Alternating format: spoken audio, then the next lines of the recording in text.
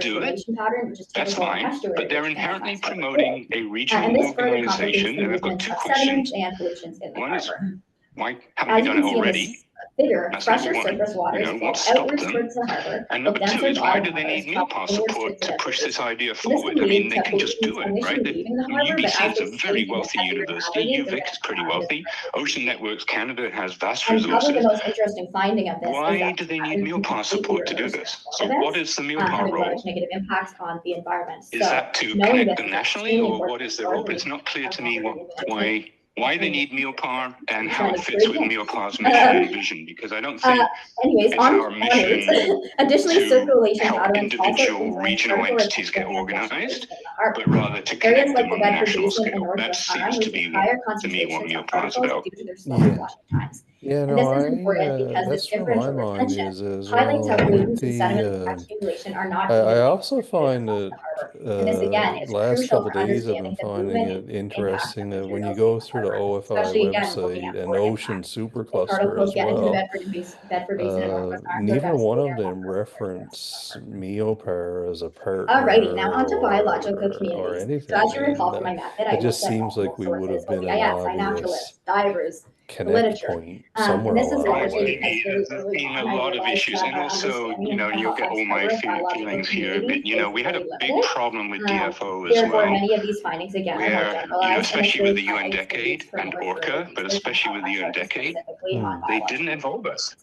And However, I despite think I this, know why that throughout was, and research, I'm I just still going to tell found that you, but I'm biological pretty sure communities it's the across case. the harbor are not I uniform think it's and because different Annual areas Weight is on the I wish I had the committee time to take you through of this Orca. map. This would be really fun. Oh, okay. But I do not, She blocked unfortunately. us. But I just think as a she little bit blocked of us, an or idea of how it works, subtly if you blocked click it, on these different areas, it tells you the And name probably said, of the if area, I it can do tells you the that, and sediment type, Mealpar's it not tells going to be you around any longer circulation patterns in anyway, the and area, and then it tells you that all was the Alice's view as reported well. She there, didn't think and we'd any get funded, consideration. and It they, makes staff. for their own reasons, However, I am going to us, just to be highlight honest, some with areas of these DFO. biological communities that really stood out. I don't know that for sure, but I suspect it's the case. So in the literature and when Yeah, well, talking to divers, hopefully, we definitely seem to have good lines of communications right now with areas of juvenile DFO, so habitat hopefully stood we out, and these can include Eastern Passage, the African repair Limestone, that. I'm part of it. I just didn't spend enough time. I didn't have enough time, frankly, to build those relationships. And also, you know me, I sometimes feel and put people's backs up, I think, sometimes. But I didn't have enough time to build those relationships. And Rodrigo, to be honest, wasn't very good at it. You didn't have the drive and the gravitas to build the relationships. So, and on the board, Karen was always hands off, so she didn't, I raised this issue a few times with Karen, but she didn't want to rock the boat with DFO or Dalhousie, she just didn't want to push back when I raised these concerns. And it was Ron and I both raised it. It wasn't just me. Ron saw it happening all the time. Findings demonstrate that the Halifax Harbor is a Mealpar was highly sidelined, even though we're a varying proper environmental organization and we even had money. each shaped by unique physical We had money for supporting Canada in the Ocean Decade, and we actually did it. But DFO didn't appoint Mealpar to any role This as a study has so-called provided the champion, Halifax did Port appoint Authority to the with a foundation, synthesis of all the but currently not publicly Mealpar, available which is data very, and has very identified strange. knowledge It's gaps just, such as data data, lack it of defies monitoring of the harbor, logic, to be lack of honest. understanding You know what I mean? No, I think you can do better for us, Moving and forward, I the think paper has pinpointed it areas is of the Halifax important Port to kind of free ourselves from this perception that we're understanding and recommendations. under the domain of So on that one note, university or another, and that moving forward, the includes Halifax Port Authority engages rights holders, UCAR, as well as Dalhousie, and Munn, and all, especially all the East Coast, Eastern universities, which are super competitive with each other in the end. Yeah. No, I think figuring out one strategies. good thing that came out of this whole debacle with Suzanne Ives is knowledge at gap that we least currently have. We know the that there's board these chair species in kind of this area, but we don't seen know there where. how It's very broad, such as UCAR there's was over able in the Bedford to Basin. impact and have influence on Mealpar with her extension and things like When I that. started this project, And a that's large goal not was that what someday Mealpar is here for. hopefully have some monitoring programs set up. It's sometimes very subtle, or sometimes very unsubtle, but this business again, and then lastly, Philippe, I mean, if it was me, I'd say, well, I'd ask the question. And I would like to Too thank bluntly, I'm probably hopefully more of a diplomat. I'd say, well, why haven't you guys done this already? What's held you back? Then you'll say, oh, I don't know, because I don't know. And then the Port of I'd Halifax, ask him, well, why can't you do it on your own? If it's so advantageous for the different universities, why do you need Mealpar? Yeah, and I like to get the question. Great, thank you so much. How do you see Mealpar's contribution and its mission fitting with the mission of the thing you're trying to bring about? I would ask him because everybody in the end is just trying to get their own individual or regional advantage. And I think Mealpar has to be a strong counterbalance to that, right? It doesn't mean we don't work with them. Of course we have to, that's the whole point. But, what's the vision that Philippe has as to how this Western institution, to say that they don't have resources in the West is nonsense. I mean, they've had Ocean Networks Canada, its budget dwarfs that of Mealpar, right? I mean, it's massive. So Tula is massive, right? So they have all of these resources there. So what's held them back? Why do they need a Mealpar? I mean, it's not a bad thing for us to be involved in, but it's not obvious why Mealpar is needed. Mealpar would be more effective in creating a structure which connects this thing that they're trying to build to the rest of the country, right? That would be Mealpar's role, perhaps. Yeah. Well, one of the thoughts that I had as I was going through this morning is, And so as opposed to us being involved in coordinating like a new entity and helping fund it, we would probably end up being left out in the cold once it got set up. Ocean Frontier Institute and Réseau Québec Maritime and Mealpar would be out in the cold. Yeah, definitely they would. I mean, that's what would happen. So what I was wondering, I wonder if it was a different scenario where we were collaborating on an actual project and funding a specific type of research, whether it was data or whatever the project was. Because the other thing, when I go down through his proposal and ask the question, well, what is it this institute is actually going to do? It's like a laundry list of things that it's supposedly going to do. But I assume this is things that are already being done by the respective universities. Environmental certification programs are great, but I mean, there's a lot of examples of realizing how this program of environmental certification programs, people see that label and they're like, oh, great, it's perfect, when really they're missing a lot of details. I mean, I was essentially it's an institute. Maybe they see the advantage of if they had this, it would give them some sort of clout in trying to get bigger dollars collectively. They weren't able to answer pretty much most of my questions. But, I think that really highlights a need for industry such as yourself to be pushing for this.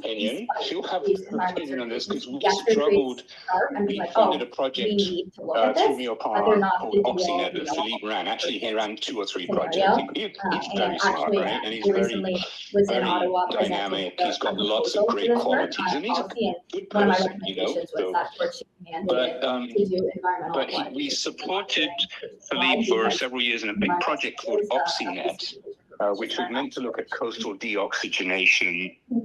And we need to make it just on the West Coast. And we said, we're not going to, we said to him explicitly, that is a problem across all of Canada. It's not specific to the West Coast. So you're only going to get funded if you studying the same process and same problem in other parts of Canada. So he said, we'll do that, you got the money. And then it was hard to get him to do it. You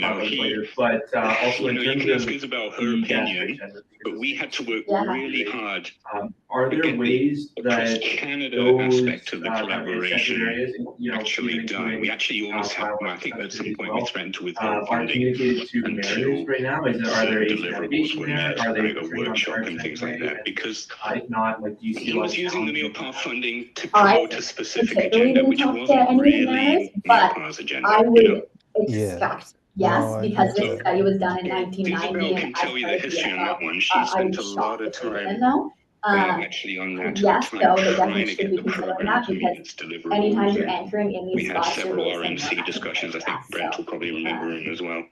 So, it's this regionalization and this idea that we're in competition with the East Coast, therefore we need money to compete. That's not, I don't think, that's not what Mealpar is about. Mealpar is about trying to get Like, people if you to work on had all the common problems.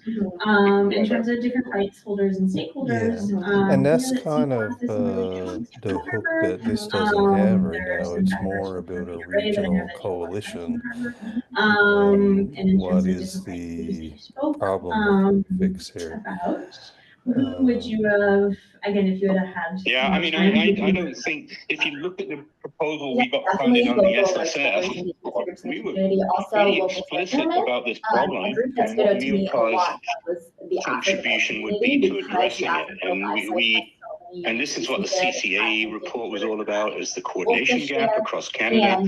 If you look at the NAILA Commission report, they were really confused because they saw was that NAILA Commission was a commission that looked at the basic research in Canada a few years ago. Ironically, it's the report that led to the demise of the NCE program, even though they actually recommended continuing the NCE program. They actually led to demise. It's bizarre how that was turned around. Anyway, NAILA Commission did a literature analysis and they looked at collaboration across Canada. Oh, yes, definitely. And international collaboration. I wonder They if you're, are noticed you that referring to the health Canadian researchers Yes, typically so co-authored papers the work they did actually with is a colleagues lot in other of the work countries, much more than they this did study, with but it's kind of colleagues showing that they in did all this Canada. work and then it just Right. stopped. And they were puzzled about that. They said, well, why is that so? So people on the West Coast typically, it's typically north-south with the US, and Yes, sometimes yeah, and I will say, like, all of my Atlantic my Canada papers, with Europe and occasionally Western Canada with papers Asia, really focus on less so, more with US West Coast, But with California, that, Oregon, Washington. It's natural in a way, but that was why MUPA was set up, was to actually try and put some balance into that, to create some East-West and Quebec connections, right? That was the initial reason it was set up.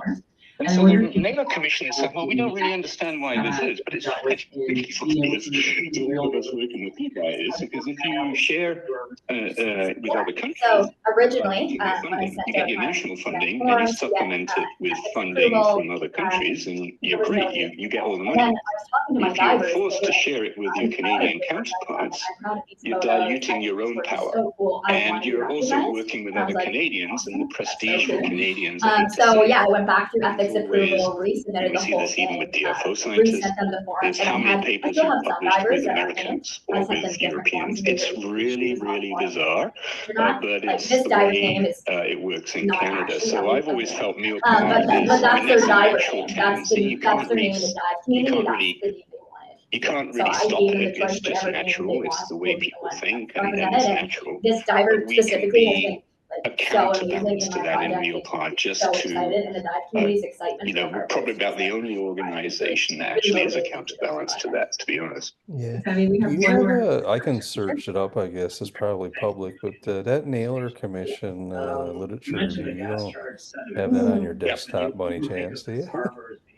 I can send you, and I'll send you my analysis of it, which I made for the board as well. I kind of looked through the bits that I thought were relevant to MUPA, and I kind of did a summary. I've got that. But looking at it through MUPA's eyes, it was interesting. Everyone was confused, The right? Northwest Arm and the Bedford Basin stand They out, and couldn't it's understand again what was doing it, but we knew. I mean, Isabel and I, we knew because all of our debates with some of our projects, the proposals that came in are where we're trying to steer You might want to pick a different area than Harvard.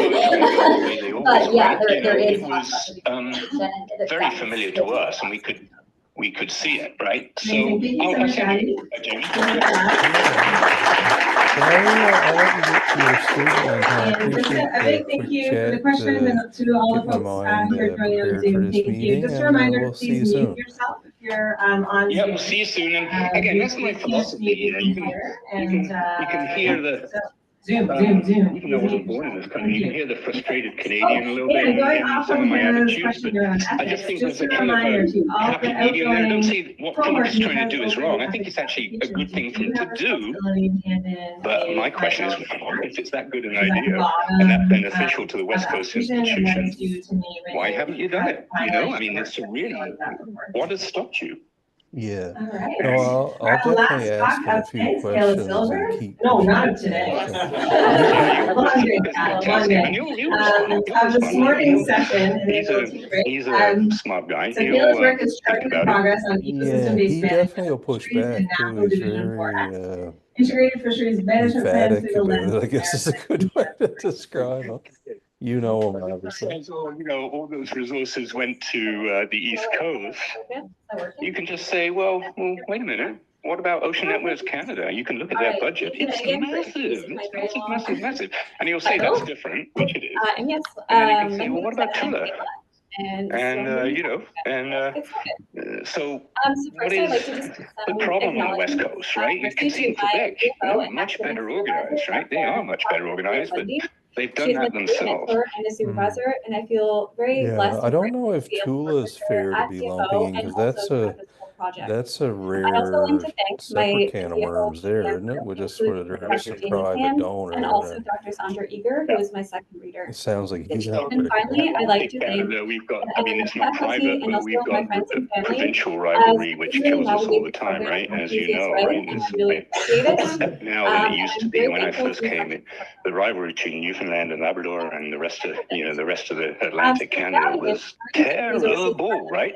And it's gotten much better over the years. And I think Meopar, to be honest, I think Meopar played a real role in that. The Meopar board, we had people like Scott Tessier, and then we had Glenn, what was his name? That considers not only ecological considerations, but also a broader suite of economic, social, cultural, and governance objectives, so management can provide a more comprehensive evaluation of our fisheries moving forward. And since fisheries at DFO are managed using integrated fisheries management plans, also known as IFMPs, this project examined IFMPs through the lens of the Maritimes EBM framework, so we can gain a better understanding of how well fisheries in NAFTA Division 4X are currently adopting an EBM approach, and to provide recommendations on which objectives need to be considered. So going forward, the strength and the effectiveness of management practices can better inform decisions in the future sustainability of our fisheries. So first, getting into some background information, ecosystem management itself is seen as a spectrum of ecosystem approaches that account for various considerations of the ocean and its users. Starting at the bottom of the figure to your right, you have single stock approaches. This type of management primarily focuses on the target species only. Then as you move up, you have ecosystem approaches to management. This takes that single stock approach and then also incorporates more ecosystem objectives such as predator-prey relationships, climate, and habitat conditions. Currently at DFO, they are developing a national strategy and implementation plan for an EAFM initiative. Moving up, you have ecosystem-based fisheries management. This extends the scope of EAFM by focusing on multiple fisheries and broadening its objectives to include economic, social, and governance objectives. Then at the top, in the end of the spectrum, you have EBM. EBM recognizes the interconnected nature of socio-ecological systems and considers marine ecosystems in a multi-use context. EBM moves beyond concerning only fisheries by taking into account multiple sectors and activities, including such things as aquaculture and tourism. DFO Maritimes region has developed an EBM framework that can be used as a decision support tool for multiple sectors to apply an EBM approach to marine management decisions. This framework was developed in response to DFO's broad mandate to apply an ecosystem approach to fisheries management. It was built from existing ecosystem approaches to expand on previous conservation objectives and include a broader suite of objectives that can be applied to multiple activities and multi-sector decision-making processes. To my right, you can see the EBM's hierarchical structure. It consists of the 4 pillars seen in the previous figure, which was the ecological, economic, social, cultural, and governance pillars. These pillars are then broken down into several main level objectives, which are then further unpacked into first and second level objectives, going from increasing specificity. These objectives have been developed based on DFO policies, Canadian government policies, and Canadian international commitments. Moving on to integrated fisheries management plans. IFMP's primary goal is to provide a planning framework for the conservation and sustainable use of fisheries resources and the process by which a fishery will be managed at a given time. They are a collaborative approach that incorporates multiple DFO sectors, including resource management, science, and policy and economics, to name a few, and it also works along with multiple different stakeholders and rights holders. In the early 2000s, DFO Maritimes modified the national IFMP template to include objectives from the DFO Maritimes Ecosystem Approach to Management Framework. This EAM framework involves understanding how human activities impact the ecosystem to ensure that the structure, function, and overall environmental quality of the marine ecosystem is not compromised. This approach aligns more with EBM as it expands the scope of ecological considerations while also focusing on engaging and considering multiple sectors. However, it is still heavily focused on ecological objectives, and it only considers very few social and economic considerations. So there is a national IFMP template, like I mentioned, and it sets out a certain structure and guidelines for DFO to follow. To my right is an example of the table of contents found at the DFO website, Preparing IFMPs. It displays the different sections that are part of the IFMPs, including overview of the fishery, management measures, management issues, and objectives, to name a few. It is highly recommended that they follow these guidelines, but there is some flexibility, especially within the appendices. For example, a lot of the IFMPs I looked at included advisory committee information in the appendices. And also a lot of the DFO Maritimes IFMPs included the EAM framework in the appendices as well. This information is easily accessible to anyone that is interested in knowing what is going on in the fishery by just Googling IFMPs. All right, just to jump into my area of study. My area of study was NAFO Division 4X, and this area encompasses the Western Scotian Shelf and parts of the Bay of Fundy. Ecosystems within this area are highly productive and have supported a substantial commercial fishery for decades, including a variety of groundfish, pelagic fish, and multiple different invertebrate fisheries. However, this area has seen significant changes to the marine ecosystem, including population declines, biodiversity loss, and habitat degradation. And it has also seen some socioeconomic impacts, such as job losses and opportunities for areas and for communities and industries. Okay, now that we have a better understanding of the larger picture of my whole project and all of its pieces and acronyms, I'd like to kind of then now dig into the methods. My project started with reviewing 9 different IFMPs, 8 of which are managed by DFO Maritimes, and 1 which is managed by DFO National Headquarters in Ottawa, which is the mackerel fishery. Once a good understanding of the content of the IFMPs was developed, I analyzed the language using a mixed method content analysis that incorporated both a qualitative and quantitative analysis. The qualitative analysis involved going through the different sections of the IFMPs to pick out language that reflected the Maritimes EBM framework's second level objectives for each pillar. In the above figure, you can see that I've highlighted the second level objectives. I chose to use these objectives because the language is more specific and informative, making it easier to cross-reference text passages in the IFMPs.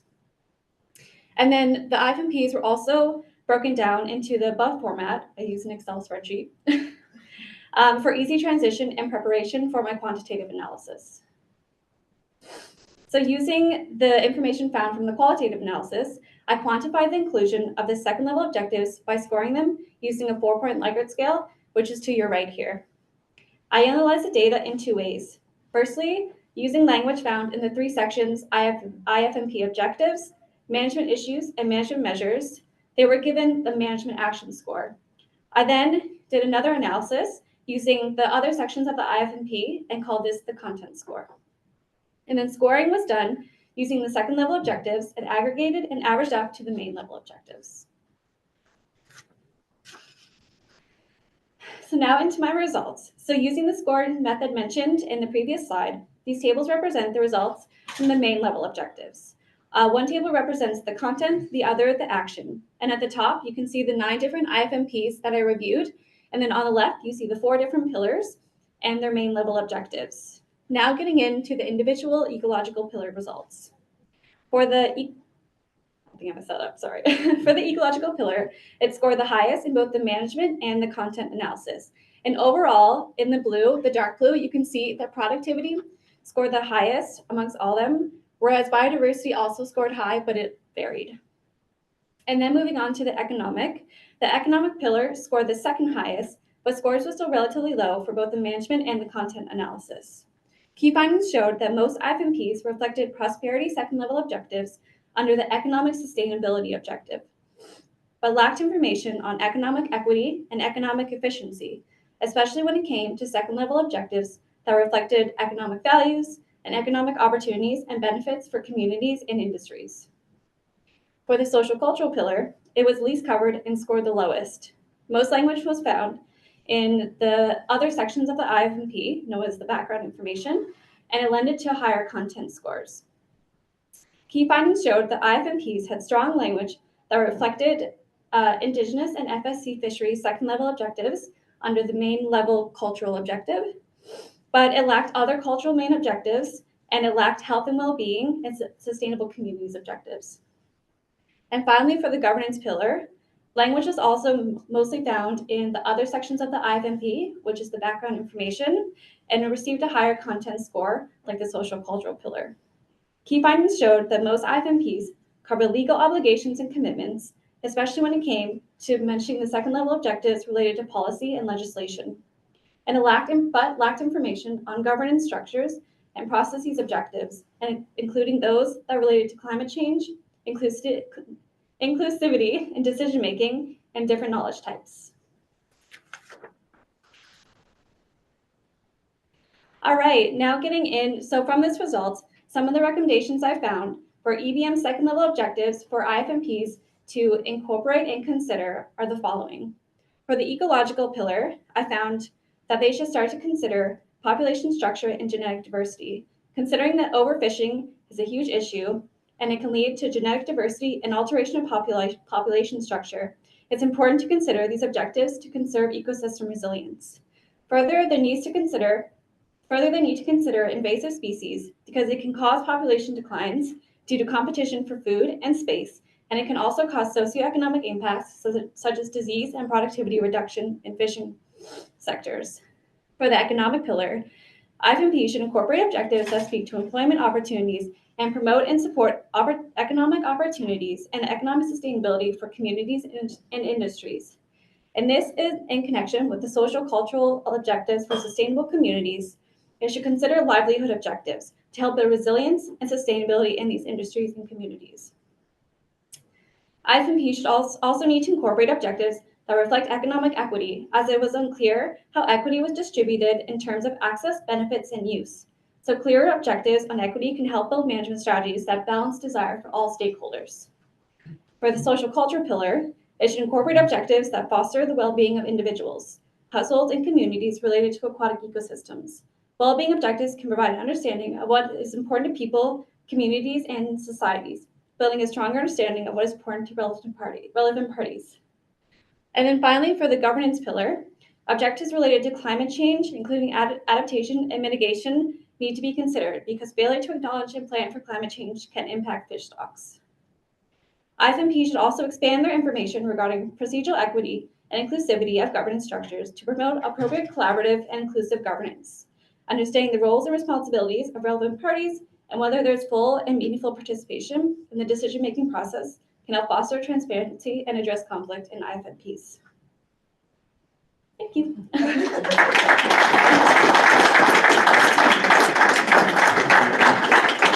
Great, thank you so much, Kayla. I see a question from Scott.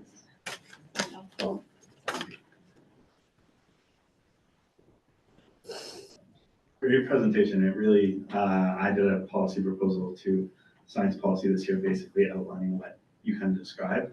So really cool. But my question is more so DFO is working on ecosystem-based management. However, they also have a specific area of DFO focused on marine spatial planning. Do you see these processes as kind of duplicating effort, or are they more so like complementary? I don't see them more so duplicating as complementary. I do feel like they can work off each other, and the findings from, say, the EBM and marine spatial planning, they can work together to help build, say, like a better framework, or just work together in general to create a project that kind of covers and encompasses all of these pillars. I'm going to take my option as chair to ask a question, Yeah. which is related to like more species specificity. So you gave general recommendations across, but you obviously had differing scores for the different IFMPs and species that you looked at. So I'm just curious from your perspective, like what are the explanatory variables for why some of these fisheries incorporate things better or worse than others? Yeah, I think like productivity especially, everybody cares about the health of the fishery and the stock itself. So productivity amongst any kind of analysis or measures such as strategies and tactics really heavily involve productivity and what they can do to help the population, survive for decades to come.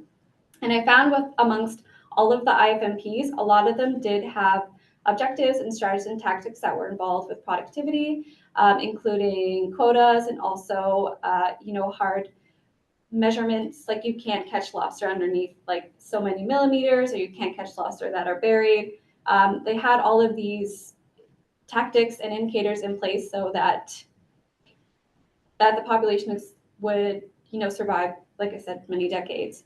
But when it came to other things, especially when it came to biodiversity and habitat, I found a lot of what they were saying was very broad, especially when it came to biodiversity. Most of the objectives or strategies were just to protect all bycatch, which, releasing, they had they wrote what they should do if they caught, a species at risk or just bycatch in general. So it had very broad information on that, but then it didn't really say anything else what they did or what they caught.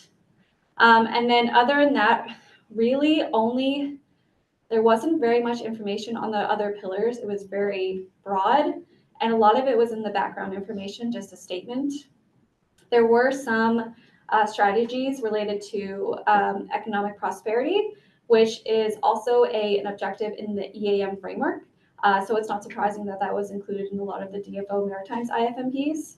And it wasn't, which is interesting as well, is it wasn't, information on prosperity was not included in the mackerel fishery, which is not managed by DFO Maritimes. So I hope that answers your question. Yeah, thanks, Kayla. Other questions? Bethany. Great job, Kayla. I'm curious about how new the IFMPs are. Like you said, 2000 was the first time that DFO integrated the EBM framework. Do they get updated every 5 years? Yeah, so IFMPs have actually been around for quite a while. They've been around, I think, since the early 2000s. And then they were recently updated, I believe, in the late 2000s, I think between like 2011, 2014, to include more information. But in terms of updating, they're kind of sporadically updated, given the information that they feel relevant to add. Like they vary between times of being updated. I think there was one that was updated in 2016, where there was another IFMP updated in 2022. But again, it's, little information here and there. And then at the end of the IFMP, if you look, it then explains what they did and what they updated, but it's not very clear, and they didn't update a lot, essentially. Okay, thank you. That's helpful. I have a follow-up, which is, this is outside of the scope of your research, but are you aware of any efforts to kind of co-write or co-govern IFMPs with Mi'kmaq, for instance?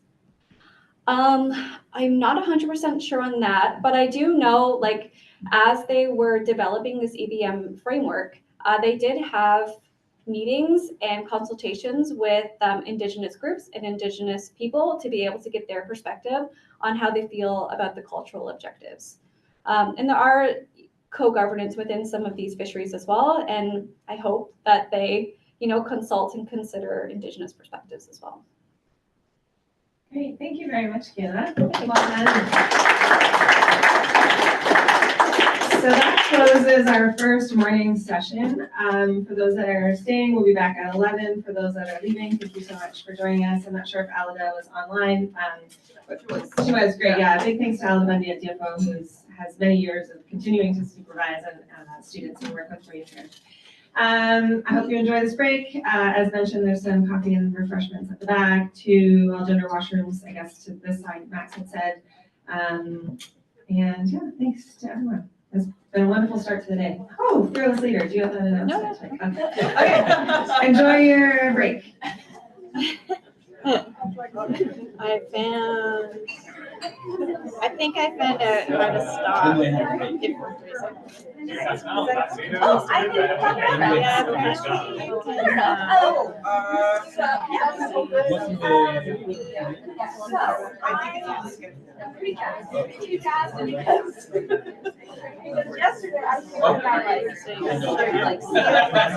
Oh,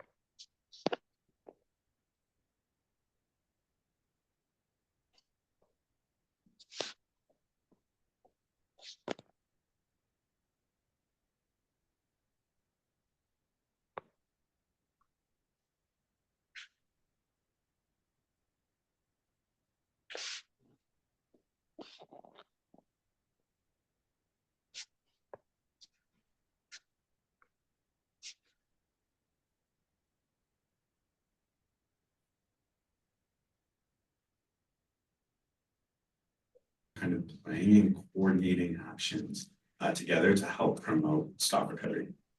Yeah, that's a great question. And I will say right now in the Department of Fisheries and Oceans Maritimes, there isn't a group that's focusing on Atlantic salmon. There's a species at risk team that focuses on the IBOC recovery specifically. There used to be a task team, but it's not around anymore. So I think it's interesting because salmon is so connected to the people in the Maritimes. However, it feels like sometimes at those higher levels that work is not done. And a lot of the times the funding is not coming in either. So in order to set up those task teams, the funding needs to be there.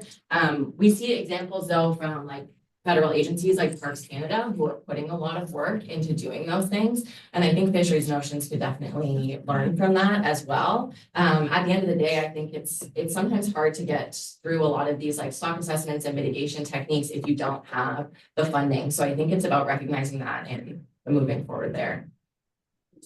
I'm going to take chair's prerogative here. You talked a lot about, first of all, very nice presentation. You talked a lot about the reactive management cycle and identified that using the fish passage barriers from your study. Can you, I guess, share any thoughts you have about how to overcome that entrenched cycle and maybe any observations you took from the literature? Yeah, totally. I think it's just about considering those things earlier on. Like we are sometimes constructing these dams, like for example, Maxaquac or the Petitcodiac River Causeway that are completely obstructing migration. It's not only of salmon, but it's also impacting other species in the environment as well. So I think it's about considering those things earlier on. And I think that a lot of that has to do with that holistic management of thinking of before we're implementing these things, how is it impacting X, Y, Z moving forward?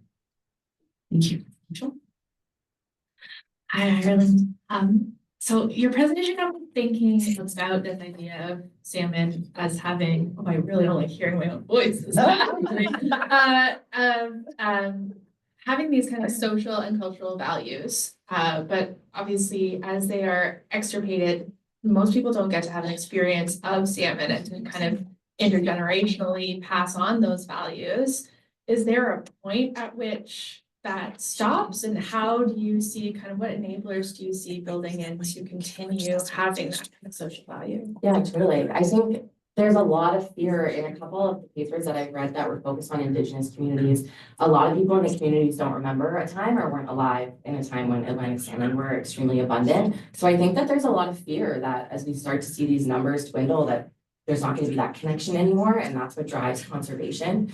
So I think it's really important, like there's a lot of local scale initiatives that go on. Our lab was really fortunate to go to a salmon release ceremony that really, there was a lot of young kids there. There was a lot of community members there. There was a lot of people that's like reconnecting as people in salmon. So I think moving forward, it's tricky too, because I am not from here. I didn't realize that there was this connection to salmon until I started getting into this, and then how it's prevalent in some places, but not so prevalent in others. So it's a tricky kind of line there because we want the conservation efforts with the connection of people, but as the numbers start to dwindle, that connection is less and less seen. So I think it's important in doing our research and connecting with local groups, really listening to what Indigenous communities have to say about it is going to really drive this future.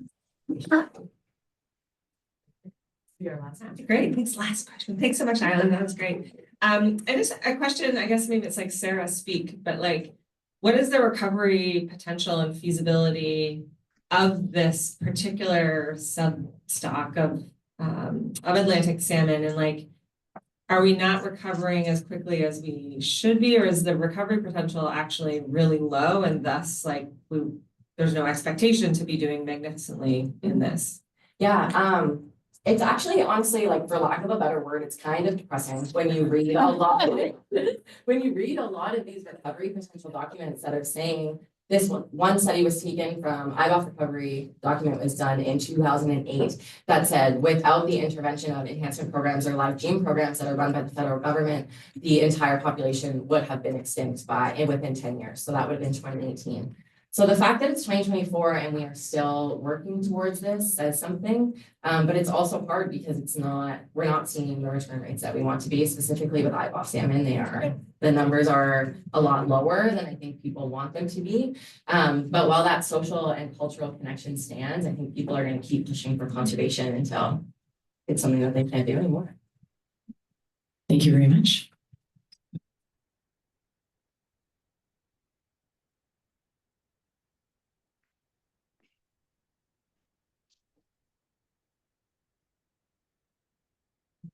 We have a short passing period here. We're going to try and deal with one minor technical issue.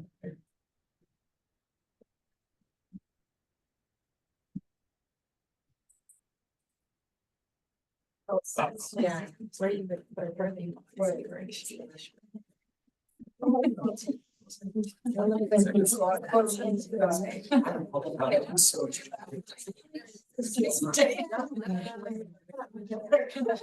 You'd be like, oh, yes, we have to stop.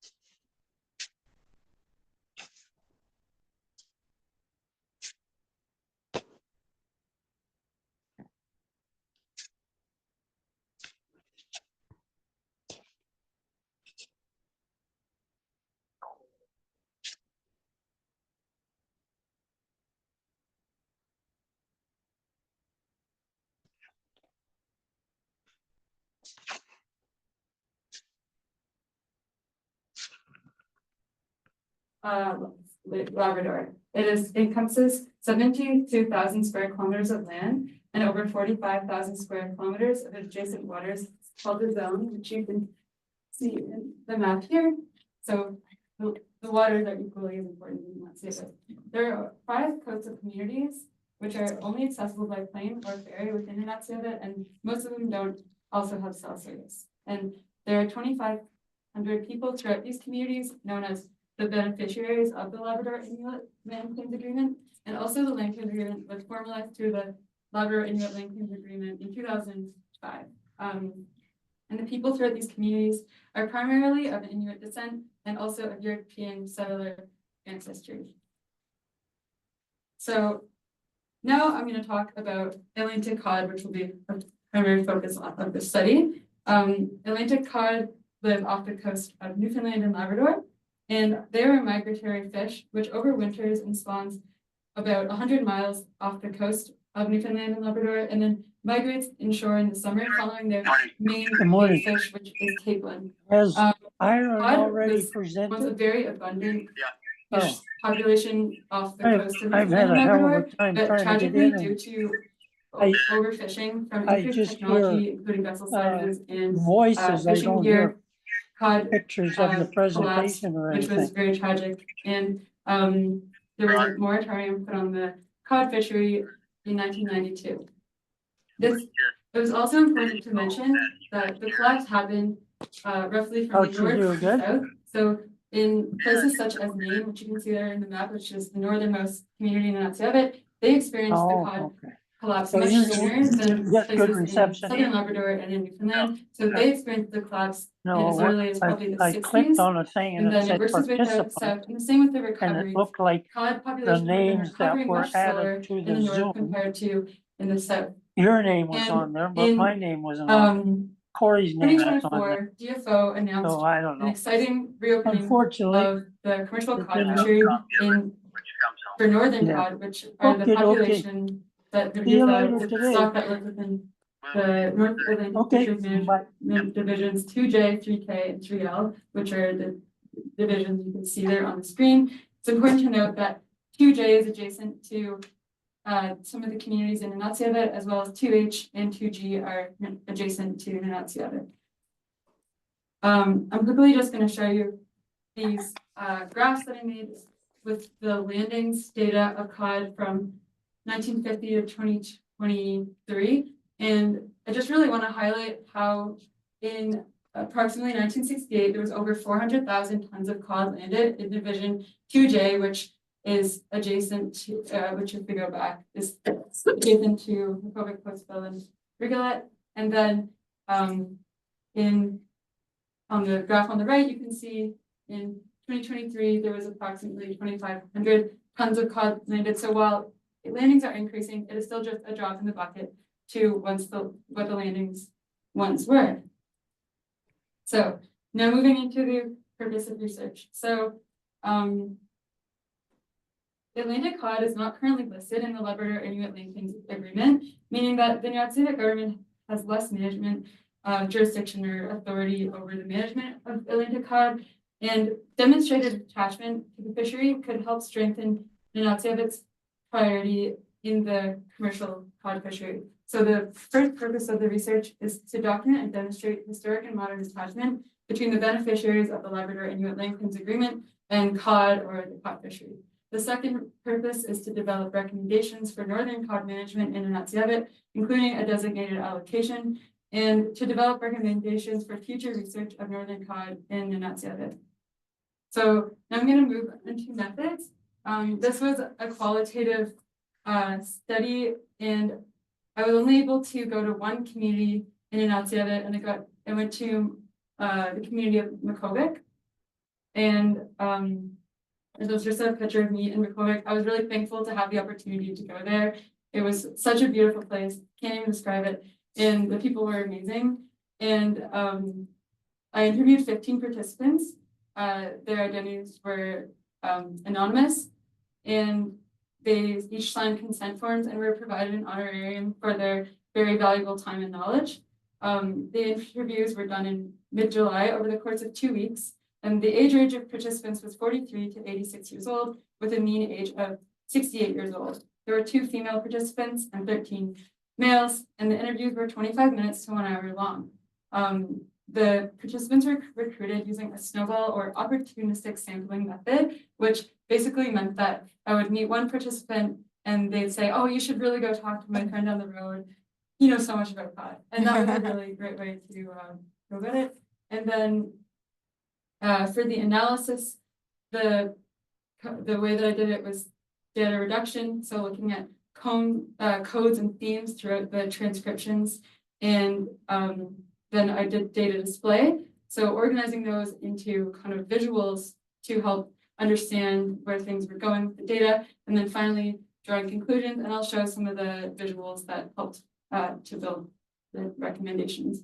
And the limitation was that Makovic was the only community that could be visited just for the scope of this project, but it would be really valuable to have also talked to people throughout other communities.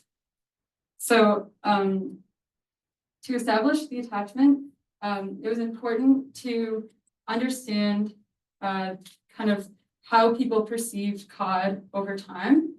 And I called the knowledge that people were giving to me about COD for this purpose of the study, Fisher's traditional ecological knowledge. And yeah, as you can see in this figure, it was just based on people describing what they have experienced with cod throughout their lifetimes. So, for example, the darker areas are where people describe larger fish and more abundant codfish, and the lighter areas are where people describe the opposite. So less cod and smaller cod, because the size of cod was kind of correlated with the abundance of cod. Some key things to highlight in this figure was that at around like the late 80s or early 90s, people stopped even being able to get a cod to eat, which is really tragic. People couldn't even get one to eat. That was heard time and time again from each participant. And then in about 2015, the cod started to kind of gradually come back, but mostly at the offshore islands where people could only really access them if they had bigger boats that were willing to go out into kind of more dangerous conditions. So finally, in 2022 to 2023, people were really excited because they were saying that the cod are coming back. The cod came all the way into the inshore. People talking about migration patterns being important. The cod came back into the inshore for the first time in about 30 years in 2022 and 2023, which again is really exciting. But people did have a sense of fragility around the cod. They weren't saying we have to go fish everything right now. That was one of the themes that came up, was that the cod are fragile. And another thing was that while there are cod coming back, they still aren't nearly to the scale that they once were before the 70s, which is really valuable to have people that were older in this study to hear their memories from what they remember when they were younger.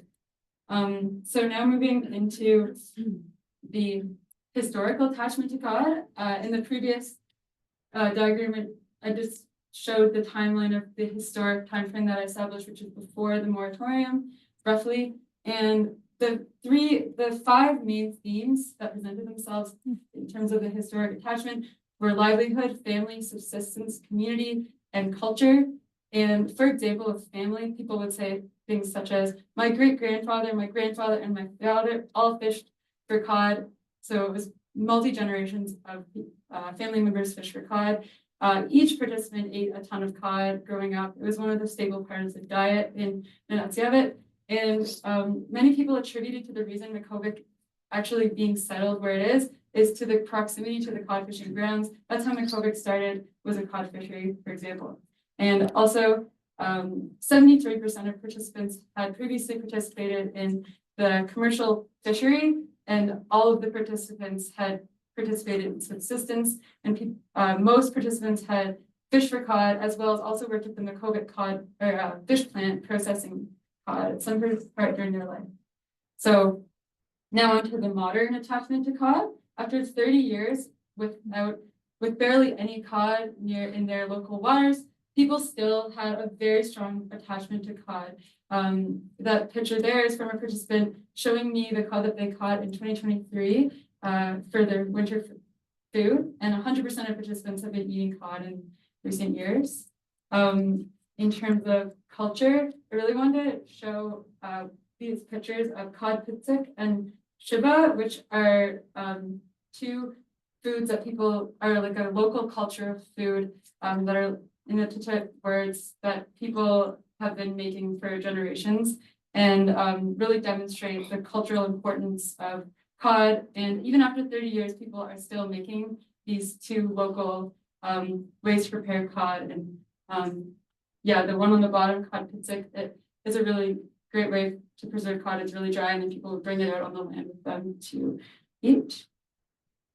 So for the key findings, the biggest takeaway from this study was that there is a very strong historic and modern day attachment to cod demonstrated by the beneficiaries of the Land Claims Agreement, specifically in Makhovik.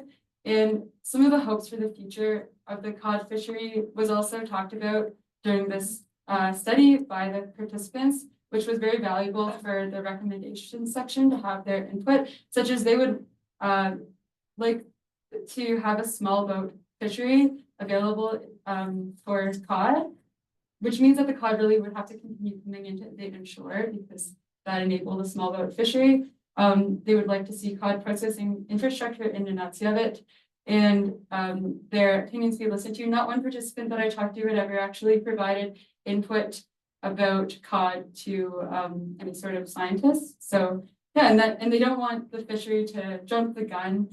As I said previously, the cod population is still fragile. And finally, another key finding is that traditional ecological knowledge from interviews is an effective method to understand cod population health.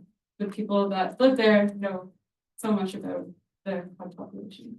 Then finally, for recommendations from the study, we'd recommend an amendment of the Labrador and Inuit Land Claims Agreement to specifically identify cod, establish a designated allocation of cod for the Nunatsiavut government, and increase knowledge on northern cod by integrating fishers' traditional ecological knowledge from Nunatsiavut with DFO science. This could be through, for example, a workshop. And then finally, to open up commercial cod processing infrastructure in Nunatsiavut, as is small vessels would have to travel. They don't have anywhere to land the cod in Nunatsiavut right now. So if you caught it, you'd have to bring it all the way down to southern Labrador or Newfoundland, which is a very far trek, especially if you're in a bigger vessel. Okay, and thank you for listening, and to those people who helped and supported this project, my supervisor, Dr. Ben Davis, Dr. Jamie Snook for aligning this project for me, and all the other people at the Target Wildlife Science and Fisheries Secretariat, as well as the Nunatsiavut government. And my second reader, Rachel Kelly. Thank you.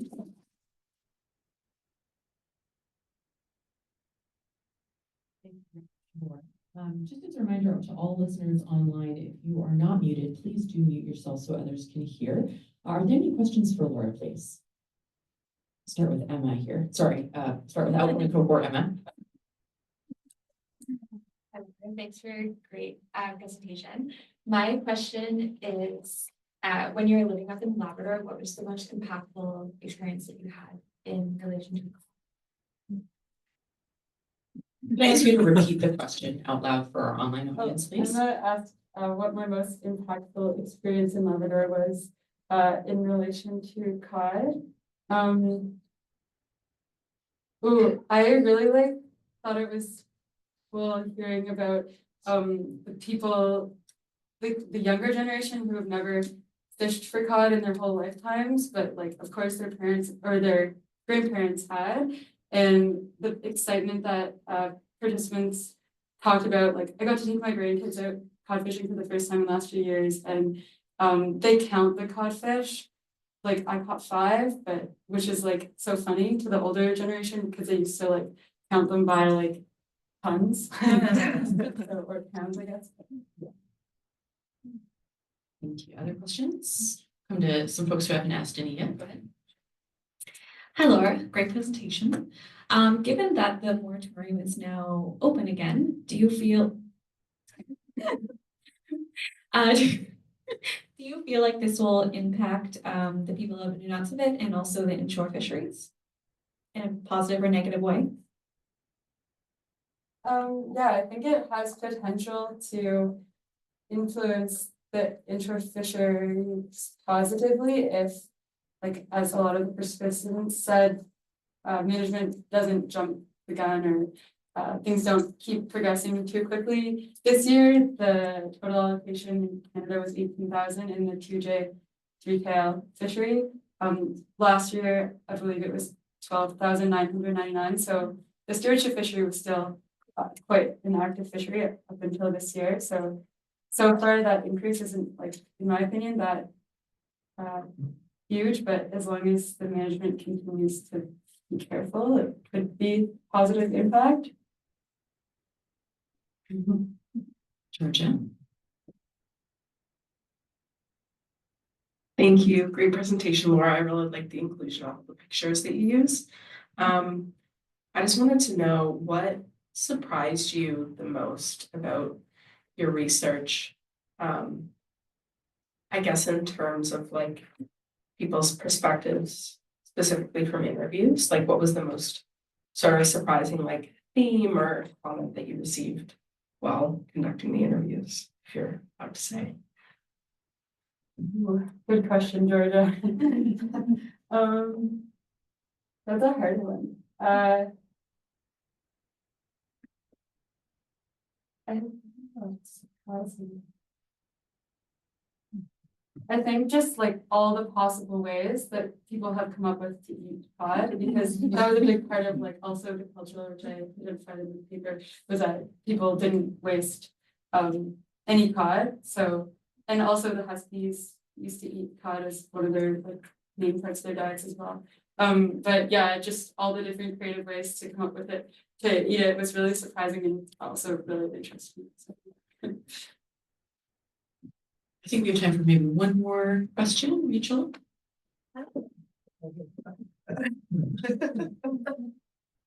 Just thinking about the recovery of cod, and you kind of talked about how it's not recovering as much in the north. It went away in the north first, and then it's not recovering as much. Do you have any idea sort of why that's happening? Is there potential for it to recover more in more northern areas? Yeah, I think it has been, even up in Maine, people were reporting in 2023 that cod were coming to the inshore. So in just the last couple of years, it has been recovering. So, but there's also been absolutely no commercial fishing of cod in divisions 2GH since the moratorium. So I think like the lack of fishing effort really runs to the recovery. But there is cod returning up there now. So as long as people are cautious, I think it could continue. Thank you very much.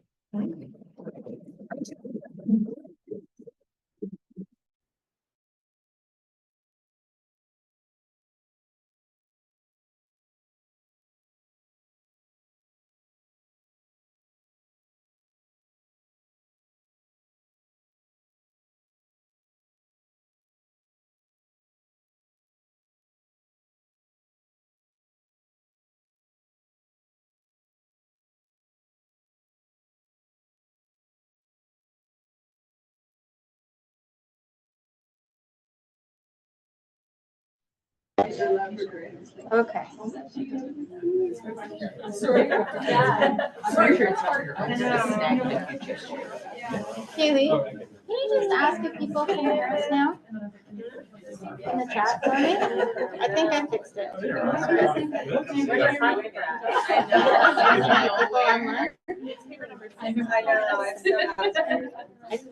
I see that the microphone wasn't working for the last one. So okay. It was no, it was on my list yesterday. Okay.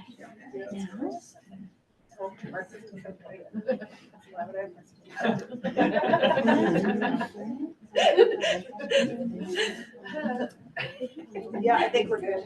Okay.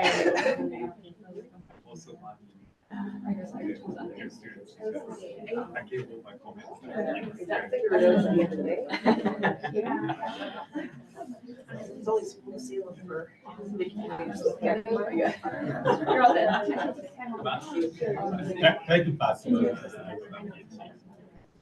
Yes.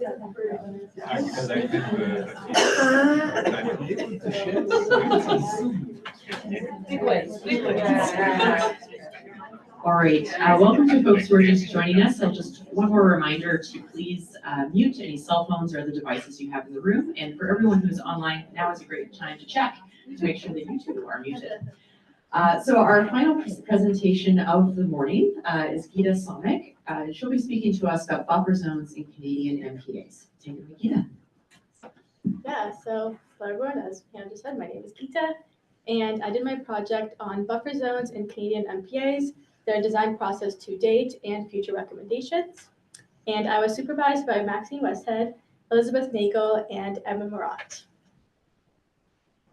So there are different types of conservation tools for making marine protected areas in Canada, but for the purposes of today and my project, I'll be talking about Oceans Act Marine Protected Areas, or MPAs for short.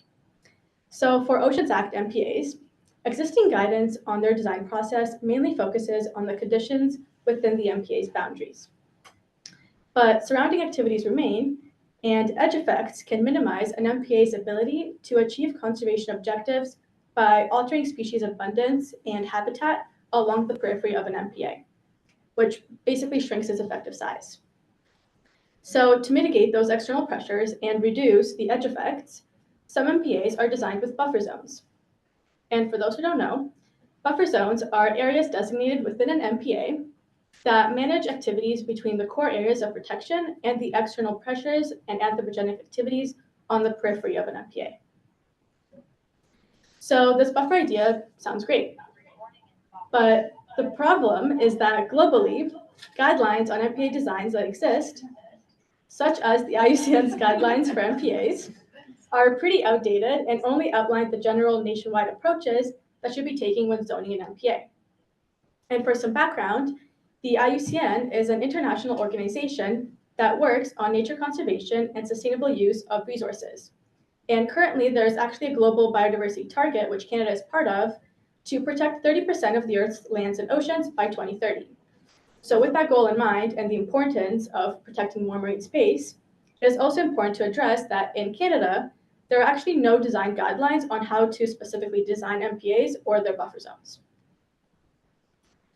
So using 3 Canadian MPAs as case studies, I looked to answer these 3 questions. What processes have been used to design buffer zones for select MPAs in Canada with buffers? Do any tools exist to support the design of MPA buffer zones? And what processes or elements should MPA practitioners consider in the future when designing buffer zones within MPAs? So to gather my information, I did a review of existing literature on both MPA design and buffer zones. And then that helped me identify my 3 MPAs that I want to use as case studies. Then I interviewed practitioners who had been part of the design process for each of those case studies. And then I analyzed their responses and highlighted the key themes and design principles that stood out from what they said. So just before we jump into the results, I wanted to give a brief overview of the 3 MPAs as I used as case studies. The first one was the Gully MPA. This MPA was designated in 2004. It is located in Nova Scotia on the Scotian Shelf, which is in that top picture up there. And its conservation objectives are to minimize harmful impacts and disturbance from human activities on whale populations and their habitats, maintain and monitor the quality of water and sediments, and manage human activities to minimize impacts on other commercial and non-commercial living resources. And as you can see in this bottom picture there, it has 2 types of buffer zones, zones 2 and 3, which act to buffer zone 1, which is that core protected zone. The second case study was the Hecate Strait Queen Charlotte Sound MPA. It was designated in 2017. It is located in British Columbia, and its only conservation objective is to conserve the biodiversity, structural habitat, and ecosystem function of the 3 class sponge reefs. And in the top picture there, you can see this MPA consists of 3 discrete polygons for each reef, and the darker yellow centers are the core protected zones with the lighter areas around them, which are the buffer zones. And in the bottom picture, you can see that each polygon actually has vertical buffer zones above them, in addition to the horizontal ones, which is unique in Canada because no other MPA has vertical zones. And what that means is that there are certain activities that are allowed to take place up to a certain depth, such as hook and line fishing. So the third MPA that I chose was the Terram-Neartwait MPA. It was designated in 2010. It includes 3 polygons located across Yukon and its Northwest Territories. And its main conservation objective is to conserve and protect beluga whales and other marine species, their habitats, and supporting ecosystem. And what is different about this MPA is that its 3 polygons make up the core protected zones within the buffer of the Beluga Management Plan, which is actually not pictured, but it basically surrounds the 3 polygons there. And the Beluga Management Plan was actually created before the MPA was designated to protect beluga so that they can be sustainably harvested by Inuit for cultural reasons.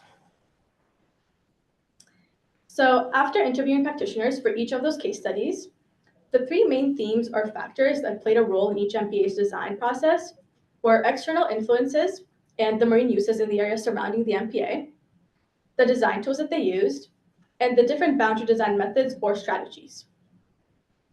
So to dive a little bit deeper, according to the interviews I did and the answers that I got, this diagram shows the key elements and considerations that were made for each MPA and which elements overlapped and which ones were unique to each MPA. So the elements that overlapped were public participation, stakeholder involvement, political will, economic activity, and the idea that buffers probably best fit fixed marine features like a reef or a canyon. What was unique to each MPA, for the gully, it was the vicinity clause. And that means that within the regulations of the gully, any activities outside of the MPA that can negatively impact the inside of the MPA are also prohibited. So for example, noise or ballast water exchange. For the Hecate Strait MPA, the things that were specific were explicit science advice and modeling, because there was a lot of modeling that needed to be done for sedimentation plume models for trawling nearby. The political climate played a big role throughout its process because there was going to be the release of the MPA protection standard. And then the enforcement of vertical zones, because as I said, the other 2 MPAs don't have any vertical zones. And then for the last MPA, the TN, this actually was the only one of the 3 that I looked at that was co-managed. And it was, as I said, basically done off of the Beluga Management Plan that was created before. So my main findings were that no practitioner used a specific step-by-step process to design their MPA, but overall, all practitioners took certain steps such as engagement, collaboration with experts, and consideration of socioeconomic information. Based on each MPA's design, the management measures of all 3 MPAs used as case studies are actively restricting or mitigating harmful activities to achieve their conservation objectives. And including buffer zones within MPAs provides practitioners an ability to tailor MPAs to achieve more effective conservation and accommodate the industrial pressures that could be surrounding them. So using my results and the advice that interview participants gave me for future practitioners and MPA creation, I have outlined a few key recommendations for the 2 main phases of the design process.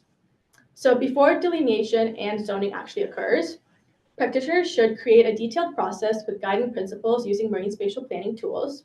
They should document decision-making from the very first step, identify clear and specific conservation objectives that could be used to guide the rest of the planning, ensure that all stakeholders, rights holders, and local communities are involved in the planning process, and if it's possible, co-manage and co-design the MPA with the local Indigenous community. And then once that zoning actually begins, practitioners should use those conservation objectives that they created to guide any decision-making around boundary lines.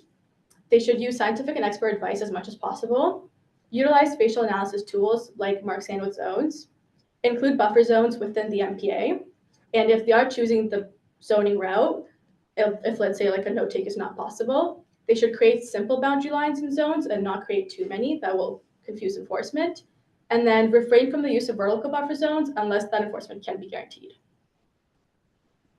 So to conclude, the comparison of the Gully, Hecate Strait, and Terram Near Twait MPAs as case studies documented what MPA design processes can look like. It highlighted the knowledge gaps that remain around buffer zone systems and the key takeaways, such as the importance of MPA objectives, that buffer zones used to create bigger and more effective MPAs, the importance of documenting decision-making, and that designing an MPA is a very complex process. So finally, I would like to thank the Isobe Fund for Oceans for funding my studies, my supervisors, classmates, coworkers, and interview participants for their time and advice around my research. And I'd also like to thank my partner, my family, and friends for their support and motivation along the way. And here are references, and thank you.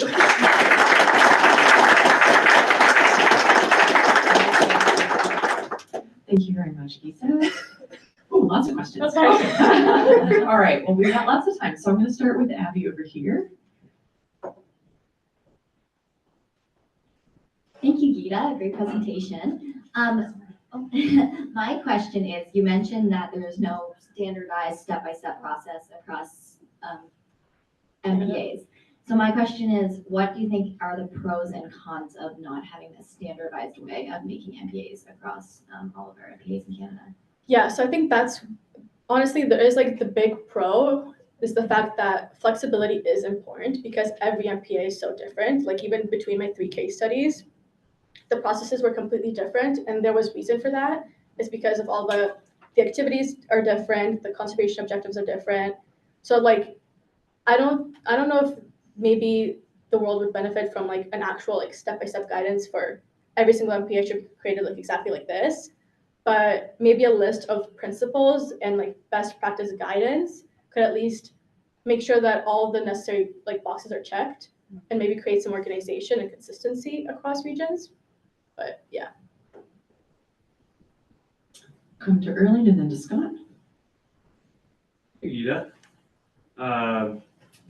Given the geography of the Arctic, there is a higher likelihood that an MPA is going to be up against some kind of land, or maybe ice that's used for over-ice navigation and fishing, things like that.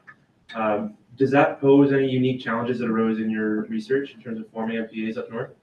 Yeah, so that's actually one of the reasons why that MPA doesn't have buffer zones like the other two. It's those 3 polygons act as the core protected zones and they're not further zoned because that whole area is actually just the big beluga management plan.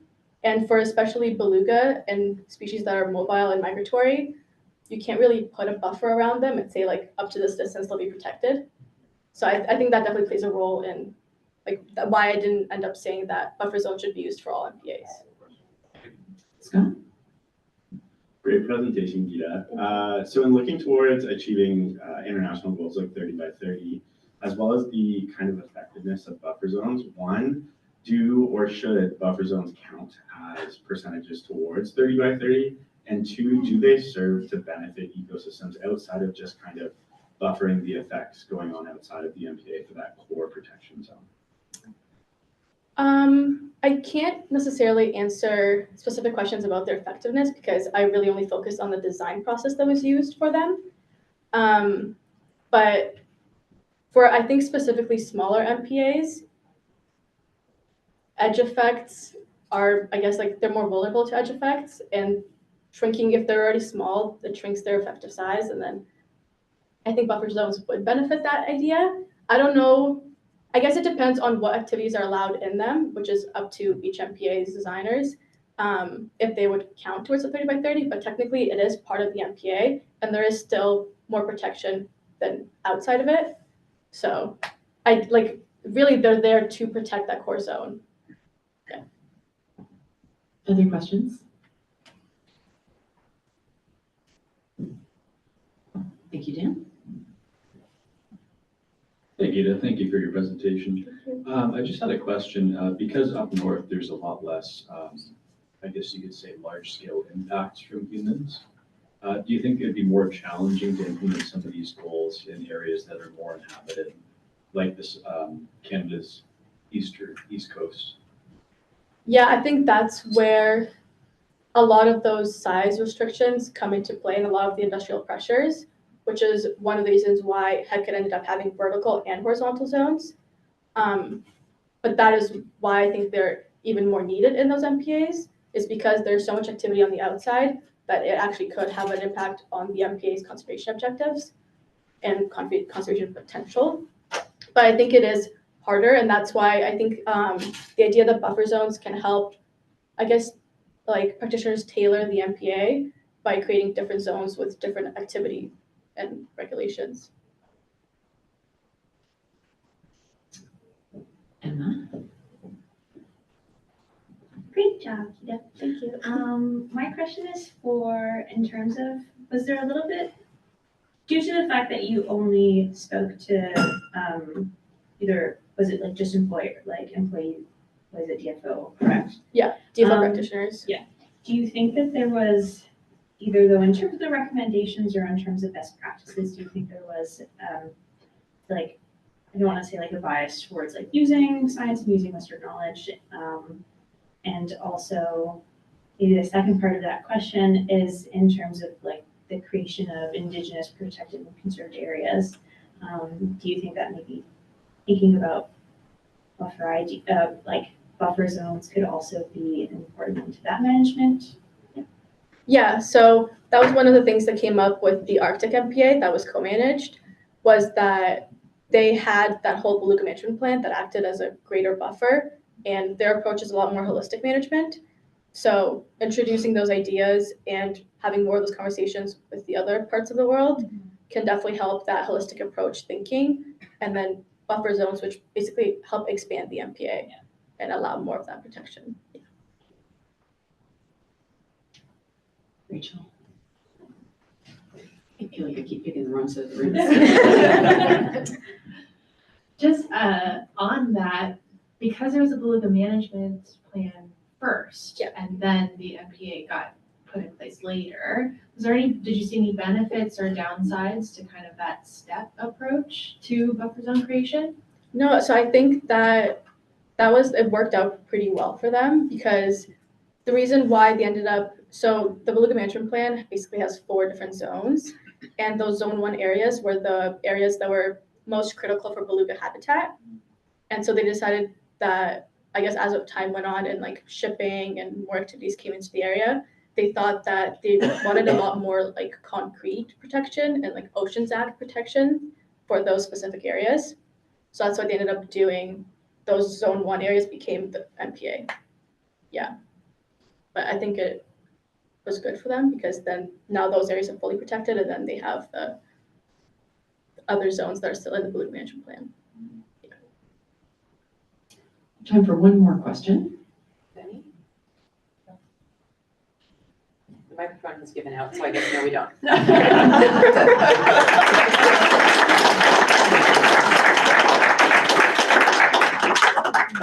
All right, please congratulate everyone who has given their talk this morning. This is for most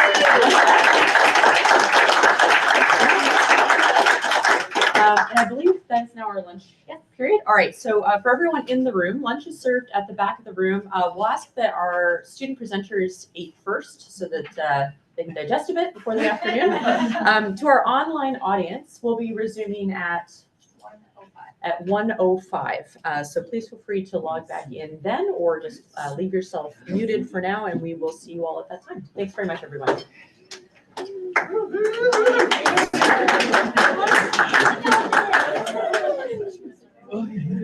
Check that. So, I think they left us batteries. Yes. Oh my God. Did they give us batteries? There was a set of batteries up here. Nice, but this should be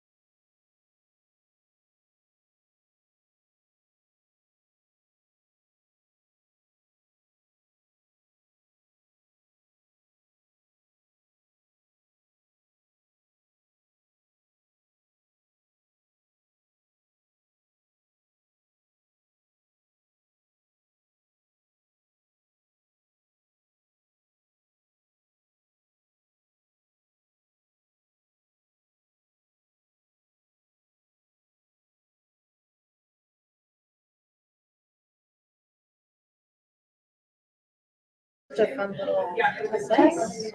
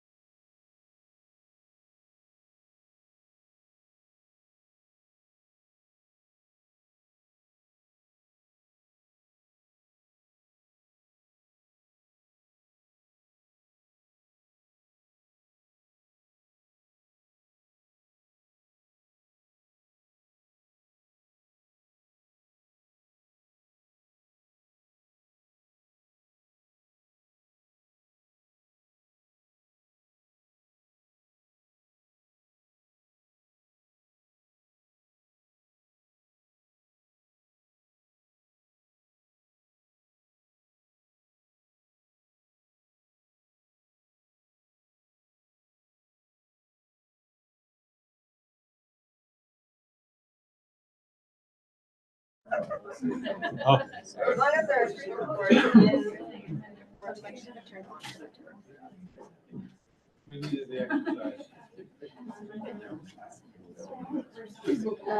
Just turn it on.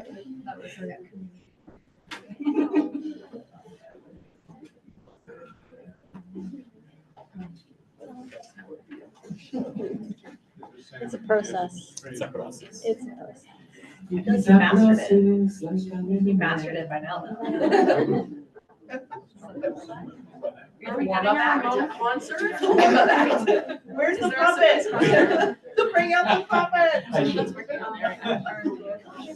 You can hide behind the curtain. All right, I think that we are ready. So, Ramon Figueira, Associate Professor in the Marine Affairs program, and it's great to be here. This is one of the happiest day of the year because it's a big celebration. You are getting a grade, but it's a celebration. It's awkward, but try to embrace that celebration part. So we are going to have 4 talks this afternoon, and the first one is by Brenna, who is going to talk about salmon and habitat. There we go. Is that working? Yep. Yes. Perfect. Thank you, Ramon. Yeah, so I'm going to talk about my project, which was Insights for No Net Loss Policy in Practice. And it was an empirical study of juvenile Pacific salmon use of offset habitats throughout the Fraser River estuary. Now, in order to protect fisheries in Canada, under Section 35(1) of the Fisheries Act, it is illegal to the harmful alteration, destruction, or disruption of fish habitat, otherwise known as HAD, is illegal. But under Section 35(2), you can have authorizations for HAD, and they come with the condition that there are plans to offset any sort of damage. So they're guided by the no net loss policy, which means that overall there will be no net loss of habitat in the country. And on paper, no net loss policies are a great tool to maintain overall biodiversity and ecosystem health while allowing for human development and activity. So when HAD must occur, DFO emphasizes a hierarchy of measures to avoid, mitigate, and offset. Avoiding damage means moving a project away from fish habitat, so there's no risk of damage. Mitigating means using things like booms to stop sediment from going downriver, so mitigating any type of impact that must happen due to the activity. And finally, offsetting is a last resort, and it is to offset those residual impacts that cannot be mitigated or avoided. And a common way for offsetting to be done is through habitat construction. So basically, when a habitat is destroyed, the loss can be offset with construction of a habitat that is equivalent in terms of things like fish productivity, biodiversity, and area. And since 1986, offsetting has been required for any projects that damage fish or fish habitat, and it has been guided by 3 different policies through time. And every single one of them require that offset sites must sustain fishery productivity through time, and that these sites must be self-sustaining as well. And it's a really great way for Fisheries and Oceans Canada, DFO, to ensure that habitat damage, if it must take place for development, that the amount of habitat in Canada stays steady or is increased.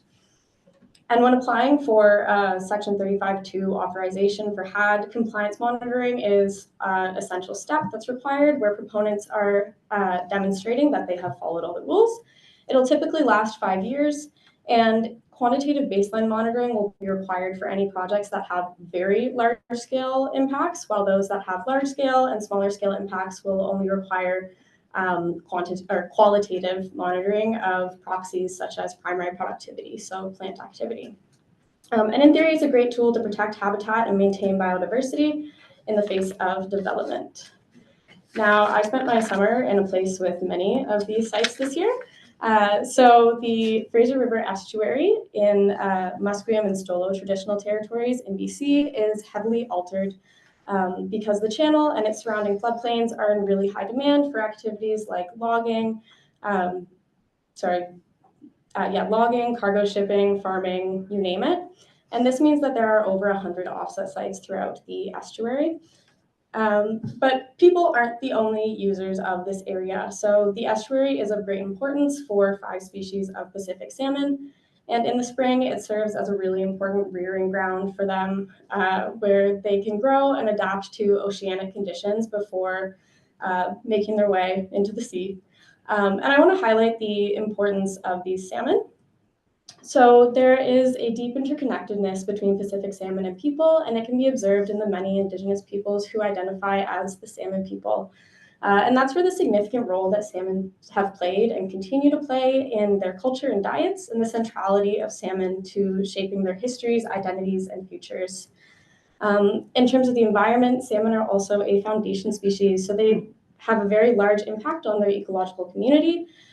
They play a vital role in bringing nutrients up from the ocean before they can be redistributed inland, and this has been linked to elevated riparian tree species diversity, invertebrate abundance, and also increased fish production. And the wild Pacific salmon fishery will generate over $200 million in wholesale value every year, and it creates over 9,000 jobs in the province. On top of that, recreational anglers will travel to BC and spend upwards of $500,000 every year to do so, mostly drawn by the salmon fishing. So with the convergence of such high offset site density and such important salmon habitat, This begs the question, are these sites really working? So that is what I looked into. Are offset sites throughout the Fraser River estuary serving their purpose of supporting juvenile salmon productivity as well as natural habitat would? And to answer this, offset sites here in blue were selected throughout the estuary, as were reference sites, the orange, to compare them to. And at these sites, juvenile salmon abundance and species was reported approximately bi-weekly. Now on the left here, we have a typical reference site and an offset site on the right. Reference sites, they were chosen for being as unmodified as possible in recent history and for their proximity to offset sites, while offset sites were chosen because they represented a very nice gradient throughout the estuary so that a lot of different habitat types could be considered. And these sites were sampled throughout the spring of 2023 by Renko's Conservation Foundation using beach staining, so that's in the middle there. And juvenile salmon species was recorded. Now, pink salmon follow a 2-year spawning cycle, so there weren't any here because this was 2023. But chum, chinook, sockeye, and coho salmon were all captured and identified.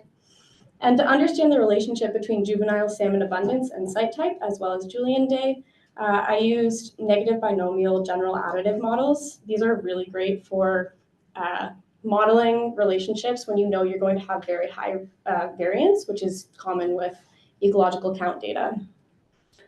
So what I found was that juvenile salmon abundance at reference sites was over 3 times higher than at offset sites. So here we have the number of salmon caught per sampling occurrence at offset and reference sites, and there was a highly significant relationship between both site types, so offset versus reference, and time during the migratory period with juvenile salmon abundance.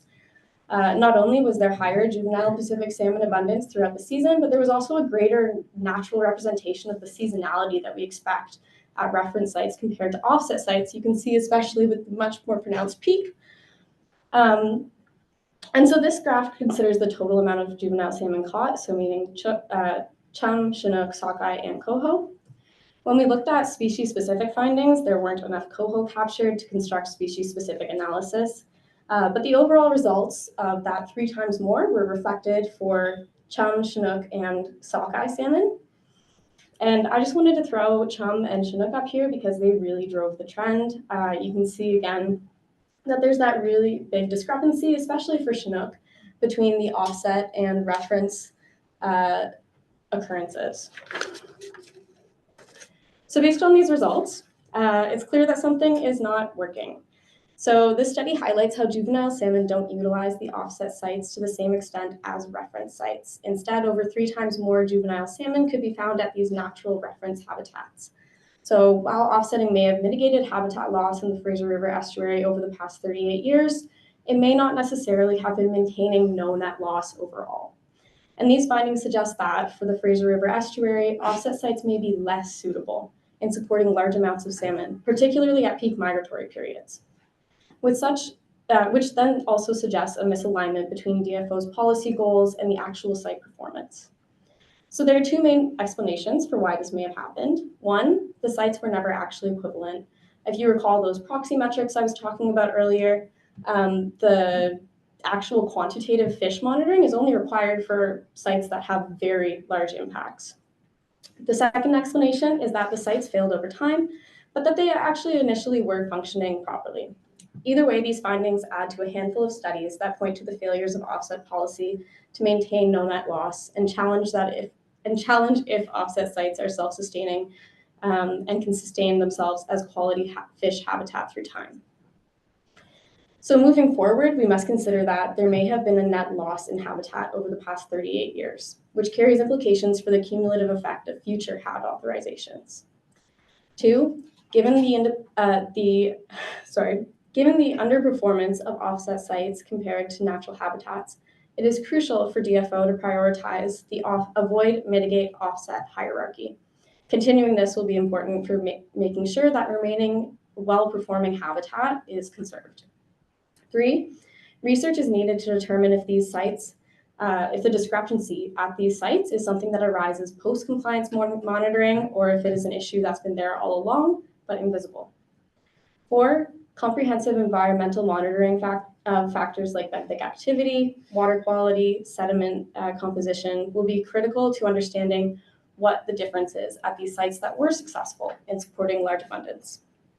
And then finally, we must consider that offset sites may be failing in other areas of the country and inadvertently preventing other fisheries from reaching their full capacity. In the meantime, however, ensuring that offsetting policies deliver on their promises is not just an ecological imperative, but a cultural, environmental, and economic one. Pacific salmon are foundational to the health of ecosystems, the identities of Indigenous peoples, and the vitality of local economies. So effective management of salmon habitat, including improved offset practices, will be essential for maintaining these interconnected systems for generations to come. Before answering any questions, I want to give a special thank you to Raincoast Conservation Foundation for sharing their data with me. A big thank you to Dave, my supervisor there, for all of his guidance. I also want to thank Dan, Sam, and Paige at Raincoast for helping me deepen my understanding of this data. They're part of the team that collected it. And I want to thank all of my MAP peers and faculty and family for supporting me over the past 16 months. Thank you.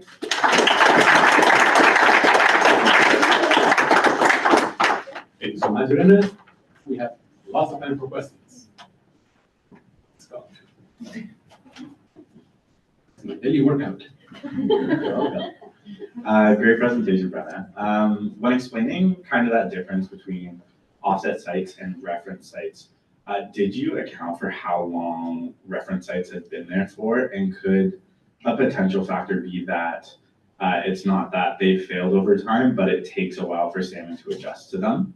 Yeah, so one of the interesting things there is that the compliance monitoring period lasts 5 years. So in theory, at the end of that 5-year period, if you pass compliance monitoring, you have demonstrated that the site is functioning as well as it should, that it will continue to do so indefinitely.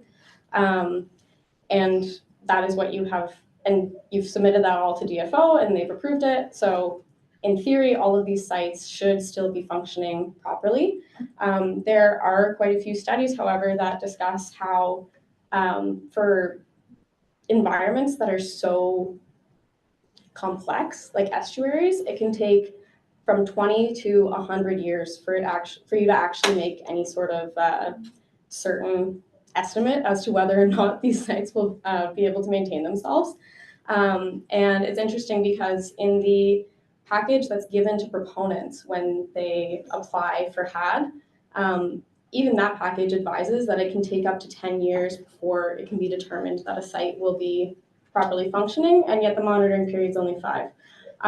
So considering all of that, since these were all post-compliance monitoring, most of them at least 5 years, it wasn't really necessary to consider the time. I can say anecdotally that there are older sites that seem to do better, but there's also questions of them being bigger sites and that being a larger impact. Okay. More questions?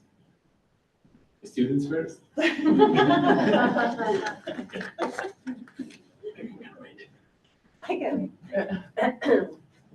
Thanks so much, Brennan.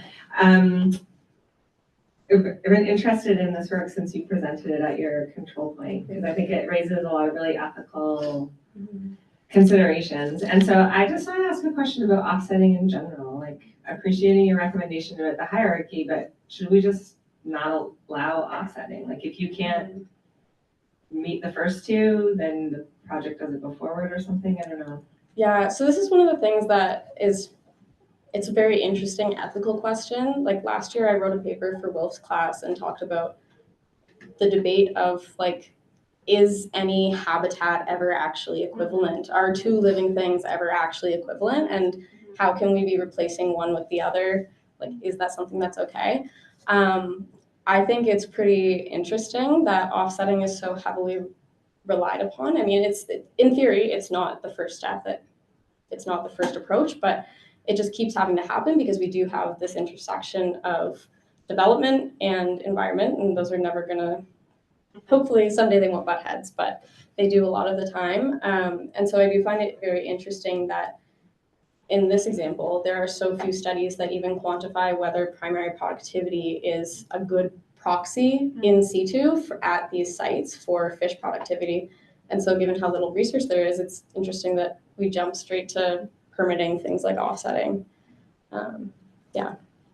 I mean, we could get into the whole discussion of like ecosystem valuation and stuff too, but it's an interesting one. Thank you.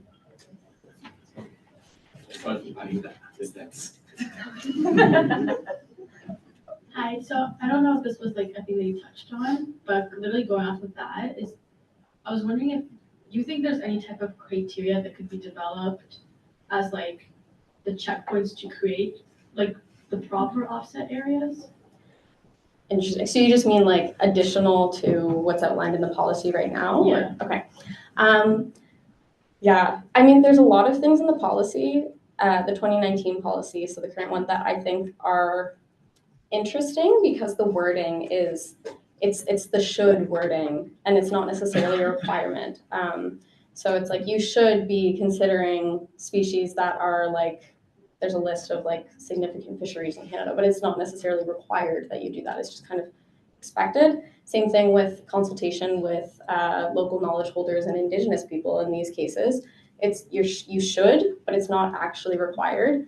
I think expanding that to be a requirement, because it seems, I don't know, why would we not want all the information that we can get? Sure, that can be an overload sometimes, but if you're playing with something that can be so impactful for a fishery that so many people depend on, like why are we taking those risks, right? That's one thing that I think would benefit, expanding all of those shoulds to have tos. Yeah. Great job, Brenna.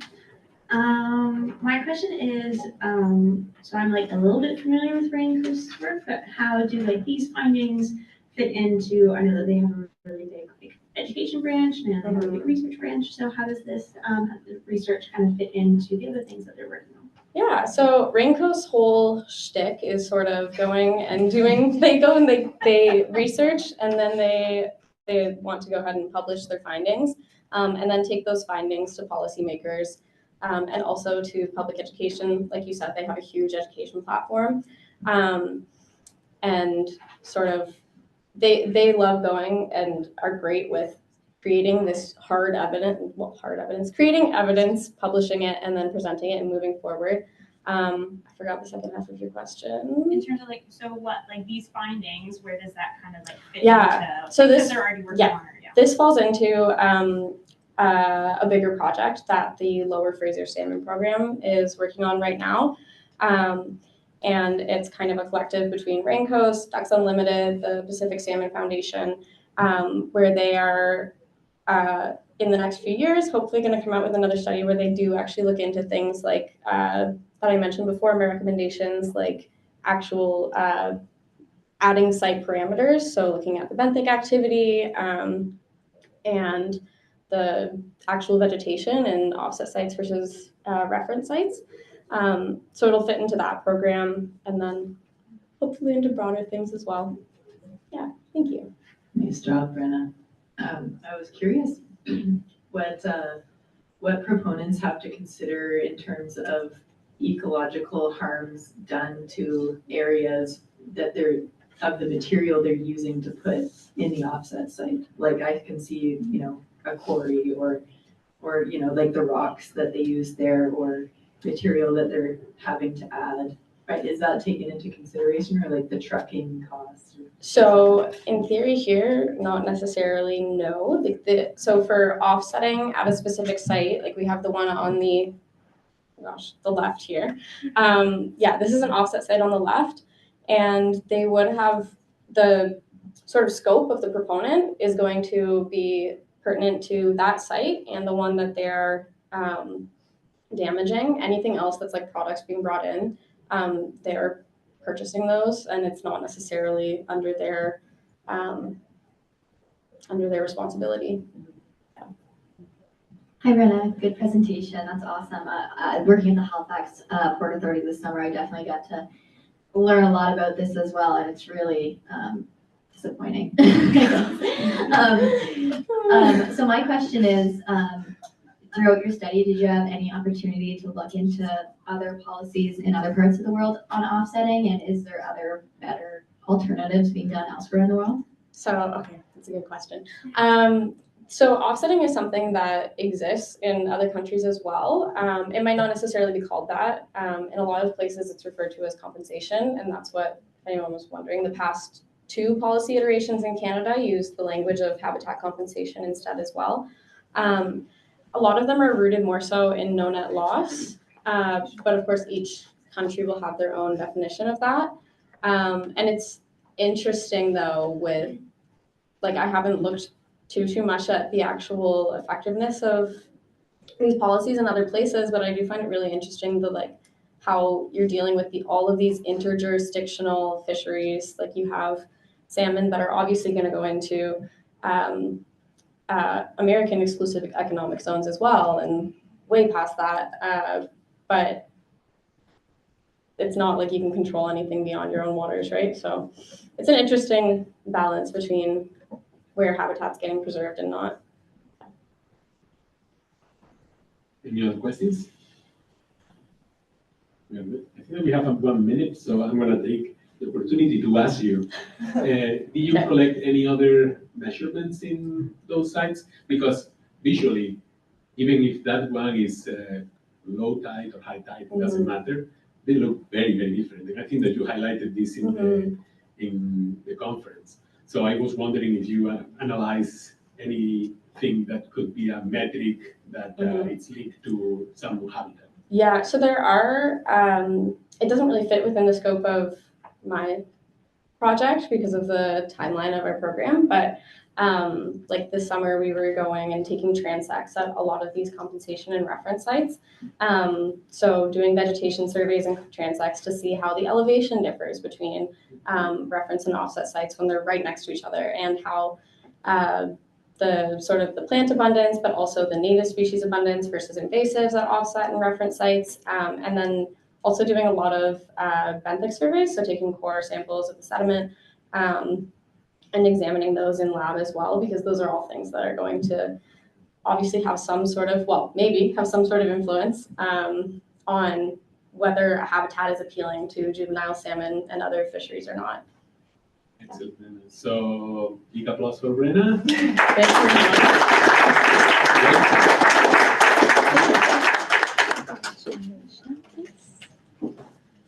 All right, and our next presenter is, I don't know.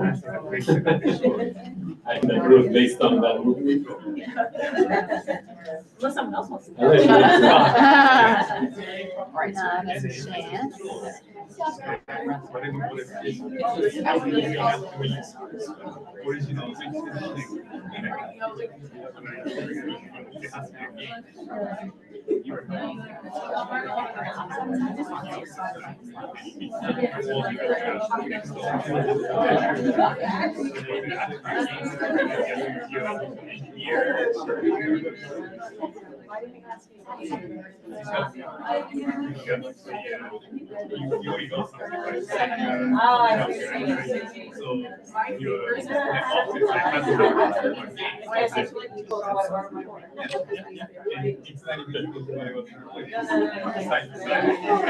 All right.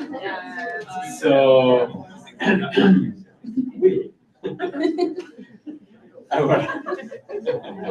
our next presenter is Ruth, who is going to talk about MPA, the gully, and whale conservation. Awesome. Thank you so much. Good afternoon, everyone. My name is Ruth, and as Ramon just said, I will be looking at assessing whale conservation efforts with spatial-based tools, a case study of the Gully Marine Protected Area. Before I begin, I do want to acknowledge that I am standing on the ancestral and unceded territory of the Mi'kmaq people here in Mi'kmaqui. They're the knowledge holders and caretakers of this land, and it's really important that we acknowledge the vast knowledge that they have and the care that they have done for this land. And I also want to acknowledge the 400-year legacy of African Nova Scotian communities here, which I'm also proudly to be a part of here in Mi'kmaqui. Their contributions to enrich this land have not gone unnoticed, and I'm personally proud to be from the community. So here's a brief agenda of what I will be presenting on. First will be the purpose of my research, then I will briefly introduce the topic at hand. I will then provide my research question followed by background information, including the gully and marine protected area specifically, then providing the methods, the results, providing some discussion about the implication of the results, the recommendations, and then of course leaving time for questions. So the purpose of the research is to inform management decisions for whale conservation in the gully and marine protected area by creating a modified assessment tool based on 2 existing frameworks aimed at marine managers, scientists, and other users of the gully. So research and monitoring of whales in the gully is ongoing and has been going on since the gully was established in 2004 and even prior to designation. Techniques such as passive acoustic monitoring, benthic surveys of the seafloor, and various other techniques have been utilized to understand the gully and what makes it so unique and special. But the development of a specific NPA management strategy for whales in the gully has been a challenge, and this is due to various reasons. First is large scale. The gully is a very large area, and even though there has been a good understanding of whales in the area, it is still a challenge to fully grasp how the NPA is benefiting and protecting whales. Second, there are different resident species that are known to inhabit the area throughout the year, and migratory species, so species that move from one area to another, that frequent the gully, making it a bit more of a challenge to track populations long term. Lastly, the main reason is because the gully is far offshore, making it challenging to get personnel out to the area to monitor frequently. Therefore, the research question that I aim to answer is, what is the role of spatial-based tools regarding whale conservation in the gully and marine protected area, and how can they inform management practices for marine managers, scientists, and various other users of the gully? So before continuing into the specifics of my study, I want to provide a brief background on the key themes. First, you're probably wondering, what is a marine protected area? A marine protected area, or MPA for short, is a part of the ocean that is legally protected and managed to achieve long-term conservation of nature. The next point is the Oceans Act, which you heard in one of the previous presentations. And this was a law that was enacted by the Parliament of Canada in 1996 to address the management of the 3 oceans in Canadian waters, the Atlantic, Pacific, and Arctic oceans. So the gully is an Oceans Act marine protected area and is located approximately 200 kilometers east of Sable Island, Nova Scotia, and is known for its unique underwater canyon and diversity of species, including whales. Lastly, the gully has a conservation objective to protect whales and their habitats from human impacts. And various whales that can be found in the gully include the endangered Scotian shelf northern bottlenose whale population, blue whales, sperm whales, and around 15 other whale species.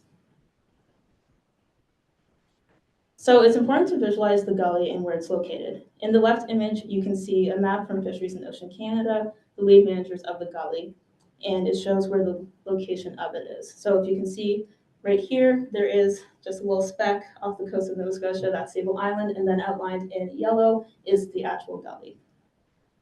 The image on the right from Ellen Kensington zooms in closer to the gully and shows the different zones. So you have Zone 1, which is the core protection zone, and this is where most of the whale species are found, including northern bottlenose whales. And then you have Zones 2 and 3 that encompass the core protection zone. So the methods of my research involved creating a modified version of 2 existing tools already. The first is the Marine Mammal Management Tool, and that's a mouthful. I call it the MMMT for short. It was established by the European Commission to aid the European Union with its oceans governance goals, specifically surrounding marine mammals. The second is the Management Effectiveness Tracking Tool, or the METT, and this was established by the World Wildlife Fund, or WWF, the International Union for Conservation of Nature, also known as the IUCN, and various other partners to assess land-based and water-based protected areas. Something that's very interesting is that the MMMT was actually influenced by the METT to look at how we can address water-based protected areas more specifically. So this is one of the results from my paper. So this table demonstrates the scores from the modified assessment tool. So as you can see in the first column, we have the different categories. So management framework, activities and threats, research and monitoring, education, and management effectiveness. And then each category had a number of questions, and then each category had an answer of yes or no with the option to explain the reasoning for the answers, which I go into more details in my paper, and then each have a score. this graph rather, is also from my paper, and this just highlights the same information previously shown. So you can see the categories, and then you can see the percentage of each of the categories. So what does this mean? Based on the results, each of the scores have indications. The management framework scored 90%, and this indicates that foundational structures, policies, and processes for marine mammals are well established. Activities and threats scored 84%. This indicates strong level of progress in managing human impacts and conservation efforts. Research and monitoring scored 70%. This indicates strong scientific research and monitoring for activities. However, there can be improvements for adaptable long-term management, especially in the face of climate change. Education scored 84%. This indicates good partnerships and raised awareness of the gully, contributing positively to the overall success of the MPA. Lastly, management effectiveness scored 61%, notably the lowest score. This indicates structures and efforts are in place, but a need to assess and improve the effectiveness of activities is needed. So the implications from the results show that the gully has many strengths. The management framework is well established, and education and outreach of the gully is well known. However, there is a limitation of management effectiveness, which can be related to the fact that the gully is far offshore. So one of the limitations of the study is that all aspects of all whale species in the gully wasn't completed, and this was simply due to time constraints. However, examining the long-term use of the modified tool with the gully and for other MPAs is really critical. So based on the results, I have two key recommendations. First is the use of the modified tool. The tool can be used in the long term to assess conservation goals and objectives in relation to whales in the gully. So this recommendation is really important because, as we know, there are many threats facing our oceans, especially in terms of whales. So therefore, using the modified tool can help various stakeholders, rights holders, industry, government, and other users that are interested in the gully to understand the impacts that whales face. The next recommendation is the application to other marine protected areas and to other species. It is hoped that the tool can be applied to other marine protected areas in Canada or to other species such as corals and fish to provide relevant and actionable insights for management decisions. It's really important that we protect our biodiversity, especially in the face of threats such as climate change and sea level rise. Therefore, it is important that we protect these magnificent animals for years to come. Before I conclude, I just want to thank everyone for listening. A special thanks to my supervisors, Dr. Hillary Morris-Murphy and Dr. Laura Faber from DFO.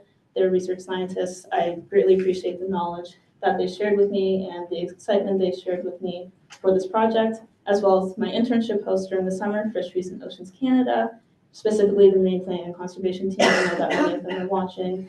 Thank you so much for listening in. Thank you to my second reader, Dr. Hal Whitehead, and notably, if it wasn't for the research that him and his lab did early on in the 1980s before the gully was established, who knows when the gully would have been established. So he was very instrumental in making the gully the special place that it is. And a thank you to the entire math faculty for their support over the past 16 months and helping me grow in this role as a marine manager.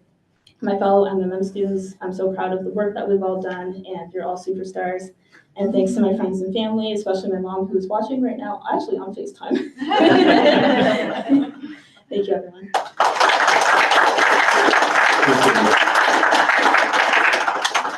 All right, we have lots of time for questions. Thanks, Scott.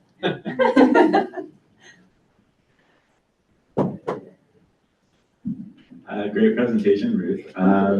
So you talk a little bit about education and educating the public.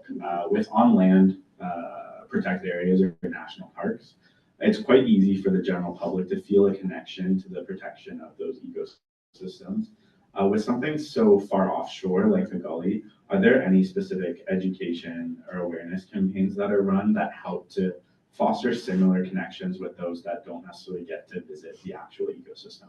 Yeah, absolutely. Thanks for the question. That's a great question. So the gully actually has a lot of outreach. It just celebrated its 20th year of being designated this year. There was a lot of outreach events specifically around Oceans Week, and there are various other campaigns, visiting the museums, so Maritime Museum of the Atlantic, Museum of Natural History, there's actually an exhibit of the gully there. So if anyone's interested in learning more about the research that goes on, there's an exhibit there as well. And there's actually someone who's studying the gully as well, and she's creating this interactive model that can actually make people feel that they're going in the gully. They can see the different species, they can see the whales, the corals, the fish. So it's a really great way for people to, like you said, feel connected to the gully, especially where it's so far offshore, and make them feel that, look at this amazing underwater canyon that's just off the coast of Nova Scotia. Thanks. Hi, Ruth. Hello. I thought it was really interesting on your discussion page how there was two that both had 84% as the score. It was education and activities and threats. Yes. Do you think that was a product of the scale that you were using? And if so, how would you what sort of changes do you think would be helpful in the future to really get more specific in that grading system? Yeah, thanks for the question. That's great. I think that in a way, activities and threats and education almost go hand in hand. So it makes sense that they had a similar score, well, the same score rather. The more that people know about the gully and the importance of protecting it, the more so activities can be monitored and threats will be minimized. So I think that's one of the reasons that it had the same score. I hope that answers your question. So thank you. Good job, Ruth. I loved the presentation. I was wondering about, what's the one that scored the 61% again? Management effectiveness. Yes, I was just wondering if you have any maybe specific examples of kind of where that lowest score comes from, and any specific management things that could be done in the gully to improve it. That's right. Awesome. Thanks for the question. Yeah. So the management effectiveness category was quite tricky to measure, due in part again to the fact of the gully's location. But the management effectiveness category, so the activities that are prominent in the gully include, there's various different activities that occur. So looking at the different factors that go into that really affected the score. And I guess defining effectiveness is very tricky, as I did learn throughout the program. It's hard to define effectiveness. But I felt that it was important to keep this category just to showcase that there is ways to go for the future, especially with different threats and factors that will be influencing our oceans. So it's hard to answer the question, honestly, but I think it's still important to know that even despite the gully's offshore location, it is still scored quite decently for how effective the management actually is. And there are positive impacts, even with the gully being designated. There has been many studies shown that when the gully was established, the resident northern mongoose whale population actually did increase before they were decreasing. So it is demonstrated that the gully does actually help protect whales. So yeah, hope that answers the question. Great job, Ruth. I have two questions, one serious and one fun. The first one is, so is your new management tool, would you say, is it like an in-between of the MMMT or I forget the other acronyms, the other one? Is it kind of like a 50-50 from both of them, or is it like an in-between? And then, if you can answer. Okay, sure. So actually, most of the questions were from the MMMT. So the first one, that one initially had 120 questions, which is a lot. My modified assessment tool basically just looked at what questions didn't necessarily fit the gully. So a lot of them were about whale watching, for example, which isn't something that really happens in the gully as much because of the core protection zone and the regulations. So things like that were omitted from the modified assessment tool just because they didn't make sense for the case study. So most of the questions were from the MMMT. There were a couple questions from the METT. So I would say it would lean more towards the MMMT for the questions. And the fun question is, if you could hop on Dr. Hal Whitehead's research vessel, Lena, which whale would you like to see in the gully the most? Out of all, because you said there's northern bottlenose whales there, sperm whales, rough blue whales, but there are some other species. Which one would you like to see if you would get to visit the gully? I would love to visit the gully, honestly. If I had that amazing opportunity, this is probably the most popular answer, but northern bottlenose whales, they're known to be very social animals, and they actually come right up to research vessels when they're out there in the gully. So, and they're very playful, and they show off their little tricks, and I think they're just very cute. So I would love to see northern bottlenose whales. I think they're a very special species. We still have lots of time for questions. Thanks so much. I'll speak out. Thank you so much. So you build your questions from MMMT and METT. So you're kind of constrained by what's already existed, right? If you would, did you notice anything that was missing, or if you were to create a version 2, which is not constrained by what's already available, what other type of question you would include in your assessment model? I alluded to this quite a bit in my presentation, but I would say climate change. Okay. That's something that a lot of the questions didn't necessarily address. So I think it's something that we need to think about for the future of how marine protected areas, specifically the gully, help whales and for conservation. And even though marine protected areas they're already designated, I do believe that there are ways that we can address climate change, even with them being designated and having their goals and their regulations. So something as having a modified tool that looks at climate change more specifically is a way that we can look at how the future will look, because our oceans are warming, sea level rise is a thing. So looking at the different ways that we can address those is really important. So I would say climate change is probably the most prominent aspect. Thank you. We still have time for more questions. Do you want to? So looking at the results, do you have any kind of indication or thought behind how the gully could score so significantly well on something like management framework, which is it's at 90%, compared to the actual effectiveness and the disconnect between like what the structure says should be happening being so good, yet the effectiveness not really scoring quite as high? Yeah, that's a great question. I think it's due in part to the management framework specifically talks about whales and the different research and the activities that are occurring, compared to compliance is one of the things that's most difficult in enforcing compliance. Again, I'll repeat this many times, the gully is far offshore, so getting personnel out there to actually monitor activities that should not necessarily maybe be happening is really hard to do. So I think that's where that disconnect is, and that's something that potentially can be improved upon. Again, it goes to funding as well, and having the funding available to get personnel out there to monitor compliance. So. Any other questions? All right, so my question. Do you have time to compare how the gully perform compared to other MPAs in terms of those numbers, even if you match two frameworks, but let's say the first one, the MMMT, how did you compare? Or? Unfortunately, I didn't have time to look at other marine protected areas, but that's something that would be interesting for the future to look at, especially the ones around here, so Musquash and St. Anne's Bank, just to see how they compare as well compared to the gully, and especially with St. Anne's Bank. So that's a marine protected area for those of you who don't know. That's just off the shore of Cape Breton Island, and that one was recently established in 2017, and that one actually has a co-governance aspect that's being worked on. So it would be interesting to see if the results change between the gully and the St. Anne's Bank marine protected area. So, but unfortunately, due to time, I didn't have time. But that would be interesting to see. Yeah, and were you surprised with this score? Because as Scott mentioned, some of them are awesome, 90%.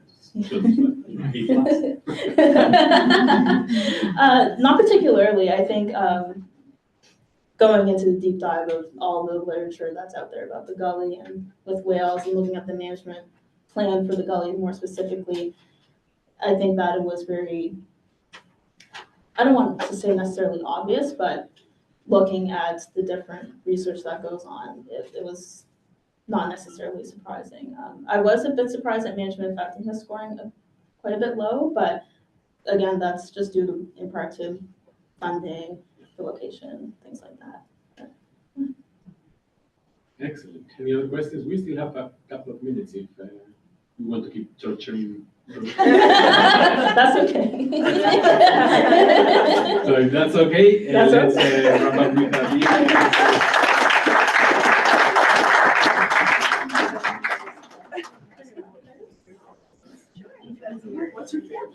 Good job, Ruth. Well done. That's all right. That was fun.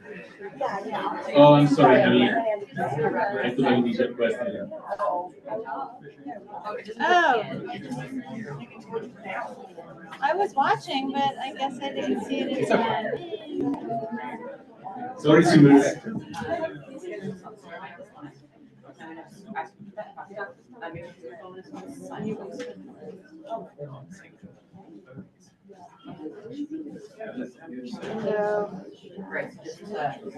like the 5 minutes for, Yeah. it's great. It is. It's really It good. gives a lot of latitude Yeah. to It feels much more relaxed. yeah, more or less wrap up and send questions. Do you check it out? Have you here?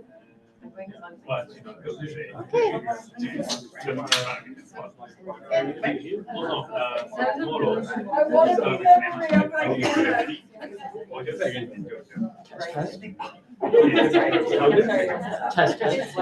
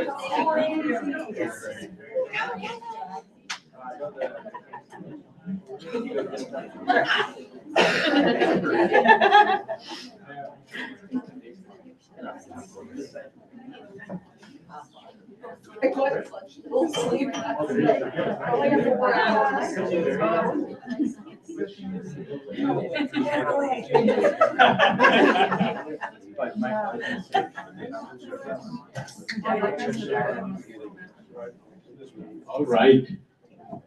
So we're going to keep going with the theme of whales, and Kevin is going to talk about whale conservation. Thank you, Ramon. So my grad project was the analysis of the science policy interface for North Atlantic right whale conservation under the co-supervision of Dr. Megan Bailey and Dr. Rachel Catman. So today I'll begin out my presentation with a land acknowledgement and then go through some introduction and background about right whales and about the management framework, talk about the methods of what I did, results and discussion of my work, some conclusions, acknowledge the other partners involved with this work, and then we'll finish off with some questions. So those of you who are at the Sustainable Oceans Conference heard a different version of a land acknowledgement. I wanted to highlight the different ways that whales have played a role in Mi'kmaq culture and history. So today I wanted to highlight the roles that whales have played in the Mi'kmaq language and its development over time. So the Mi'kmaq word for whale is budup, and we see this word in several other words in the Mi'kmaq language as well that relate to whales.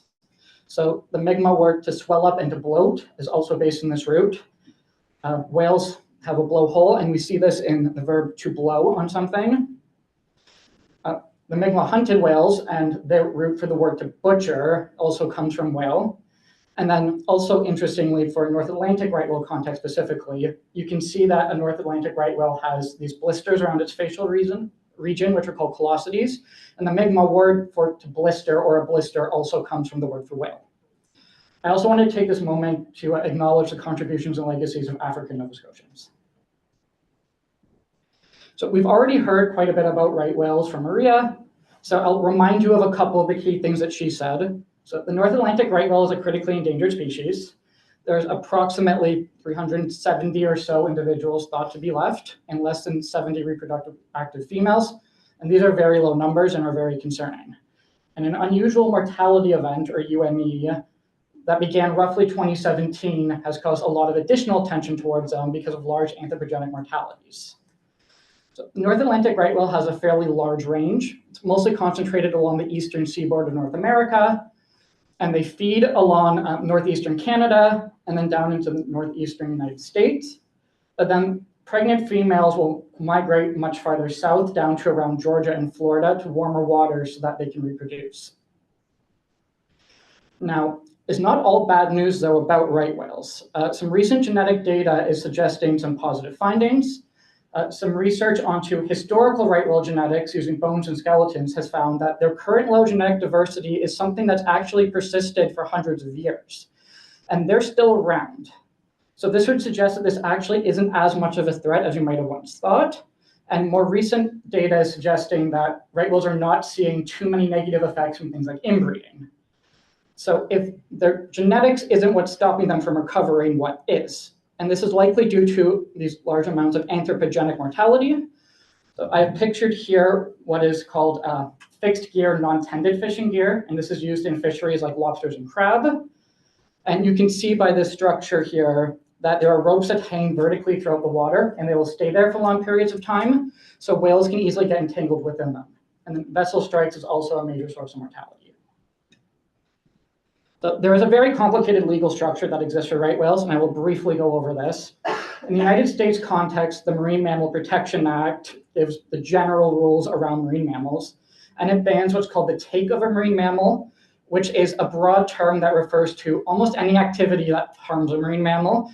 And this goes from a spectrum of harassment that doesn't kill the animal, but can have some long-standing effects, all the way to activities that are actively killing them. The Endangered Species Act is what largely created the management structure around endangered species in the United States. And then the Magnuson-Stevens Fishery Conservation and Management Act, which is a bit of a mouthful, is the act that gives fishery closure and fishery management related jurisdiction. In Canada, there are more relevant acts that I found. We as a nation apparently value fishing very much because the Fisheries Act is from 1868. And this created the marine mammal regulations that we use here in Canada, though they came much later.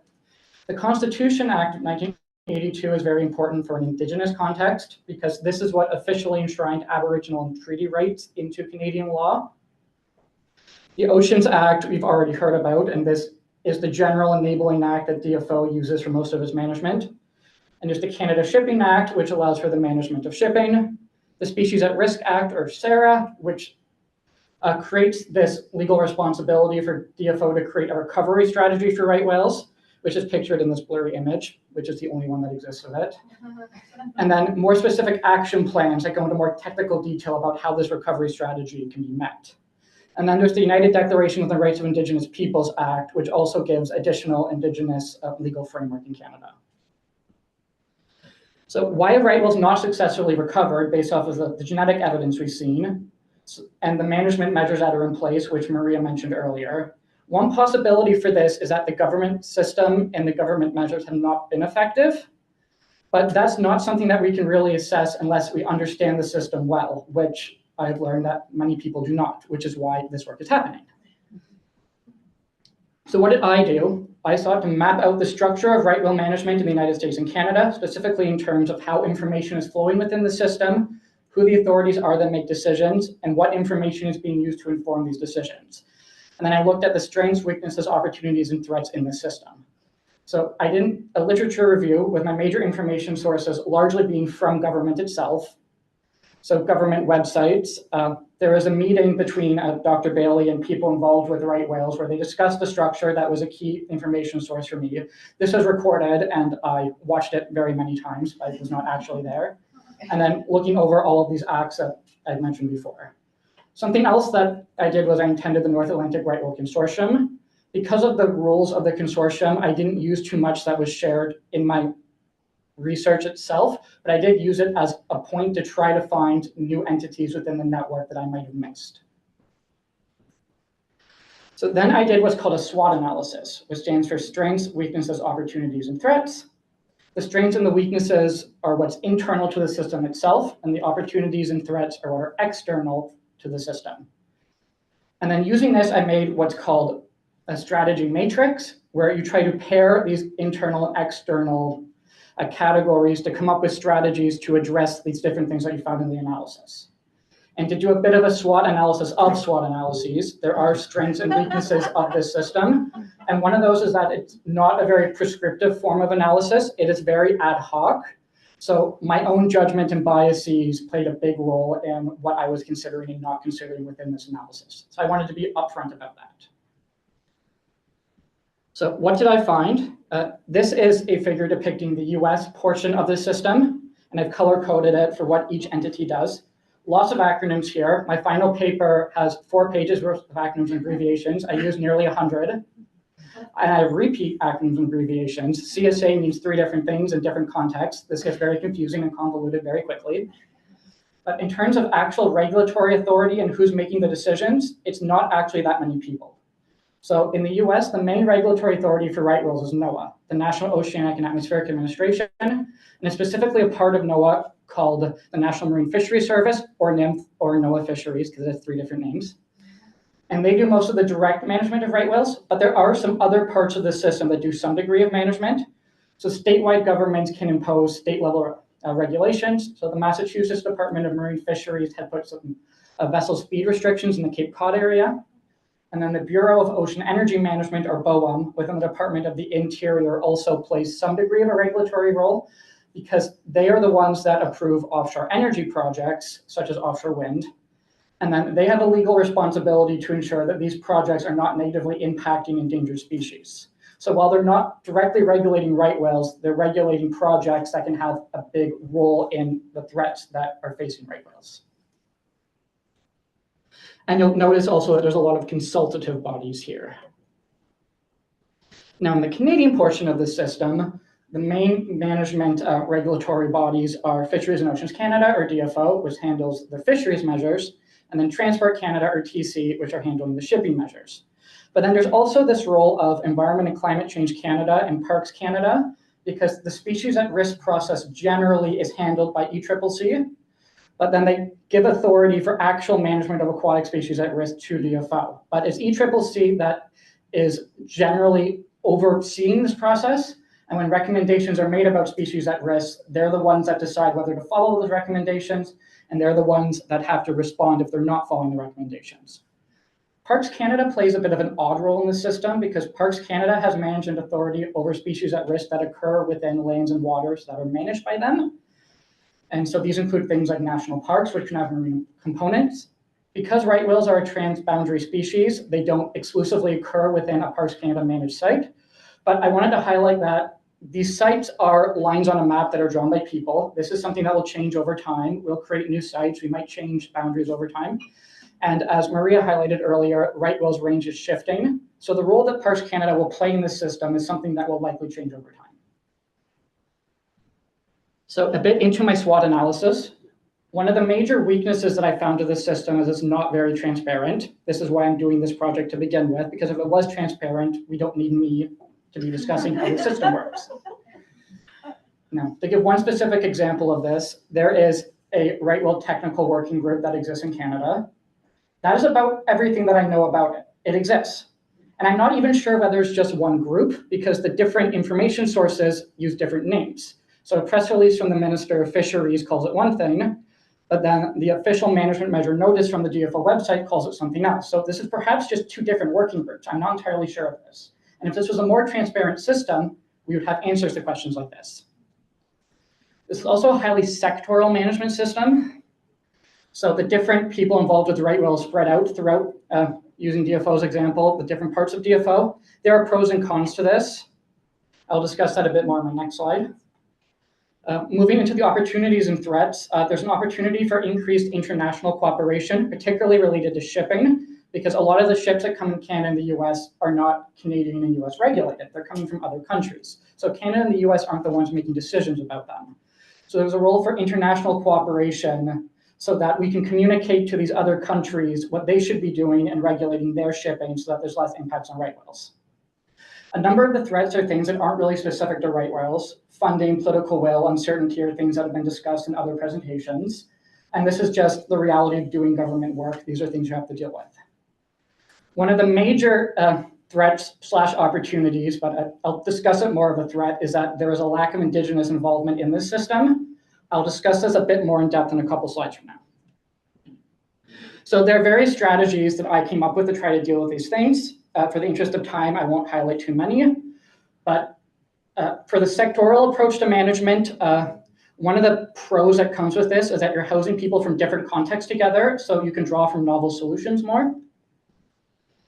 For Indigenous involvement in the system, there is not much. On the Canadian side, there are 3 committees that advise on species at risk that have Indigenous representation.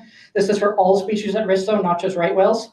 In the United States, the Marine Mammal Commission, which is an oversight body, not a regulatory body, has a Native Affairs advisor, but I did not find any explicit reference to Indigenous involvement in actual regulation. So to quickly wrap up, right whales are critically endangered species. They're not recovering. This is perhaps a result of ineffective management, so we need to understand the system better. And some of the things that I found that are major takeaways are it's a highly sectoral system, it's not very transparent, and there's not much Indigenous involvement. Quickly want to acknowledge my supervisors, partners on this project, including St. Mary's and New England Aquarium, and my internship host at World Wildlife Fund. Thank you.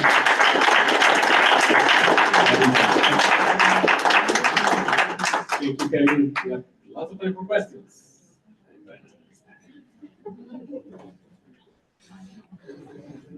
Yeah. Thank you, Kevin. I was just hoping, could you go back to slides 9 and 10 and explain those sort of webs a little more about like the direction of the arrows and why some things are grouped? Okay, so the grouping is because these are sub-entities within a different entity. So for example, DOC is the Department of Commerce. Within the Department of Commerce are then different agencies. So in this case, NOAA and then NIST, which is the National Institute of Standards and Technology. So that's where the grouping works. It's just these are sub-entities within another entity. The arrows are based off of expected information flow, but because this isn't a very transparent system, I don't actually know how information flows in a lot of these instances. So this is something that I'm hoping to have member checked in about a week and a half when I will meet with people involved in the system to discuss more in depth about how this works. This isn't something that's really all that publicly available, but this is my educated guess of how information flows within the system. Lots of time.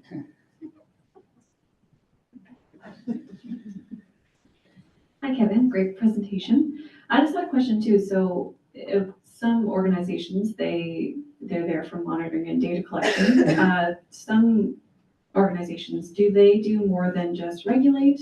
Do they work together? Is it, I know you speak a lot about non-transparency, but is there any kind of data sharing and stuff like that within these organizations?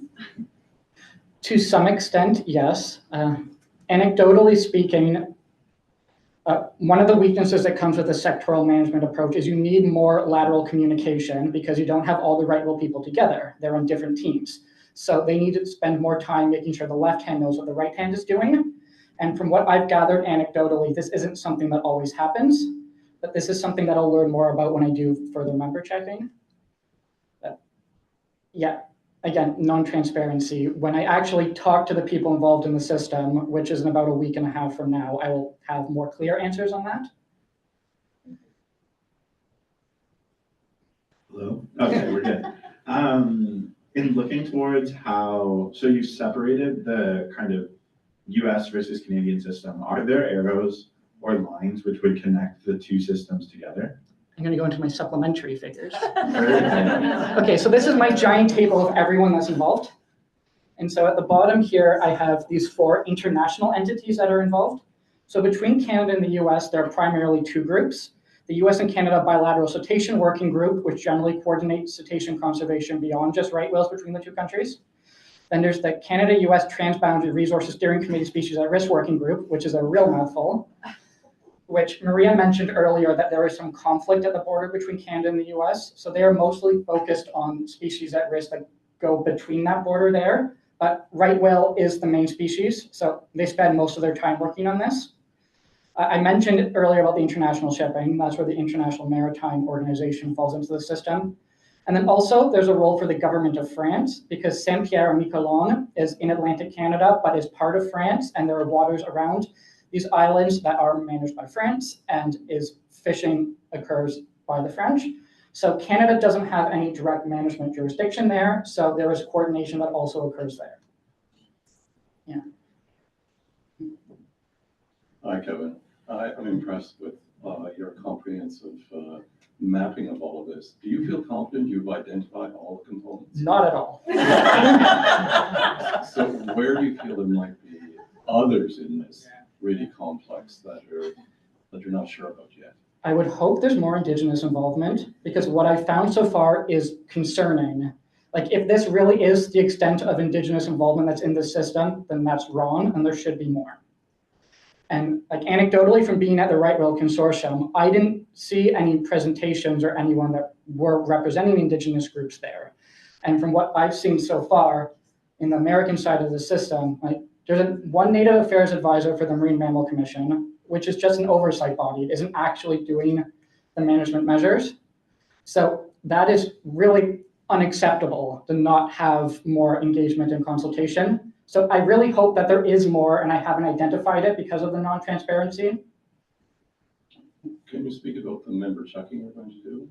Can you tell us a bit more about that? Megan has organized a meeting in about a week and a half that will occur with people from NOAA and Fisheries and Oceans Canada that work with right whales, and also some other people that are involved with right whale work, like Dr. Moira Brown from the Canadian Whale Institute, Philip Hamilton from New England Aquarium, Dr. Tim Fraser, who led the genetics work that I cited earlier from St. Mary's. So I will be giving a similar presentation to this and what I found, and then I'll be asking them for their thoughts on what I found, if there's anything I missed, if there's anything I got wrong, etc., to inform my final paper before it goes live on DelSpace. Right. Do you offer any hope for dealing with right whales given this complex, siloed environment of decision making?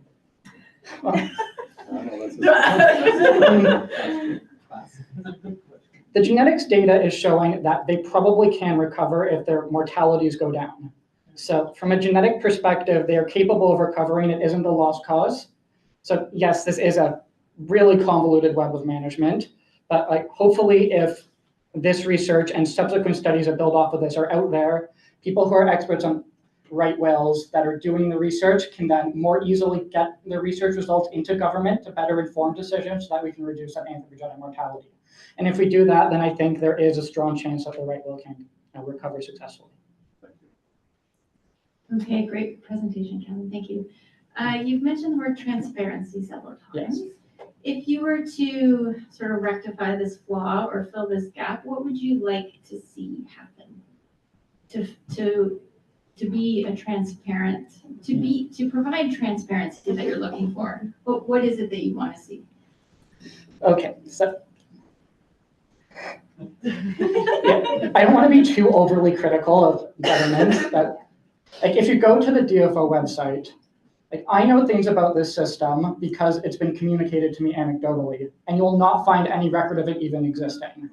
So for example, to use NOAA as an example, so I'm not overly picking on DFO, like the people who actually make decisions in NOAA are an executive committee. I only know this exists because it was directly communicated to me by people at NOAA. Like not already knowing it existed, I wouldn't have known. There's nothing about it that's publicly available, nothing about it on the website.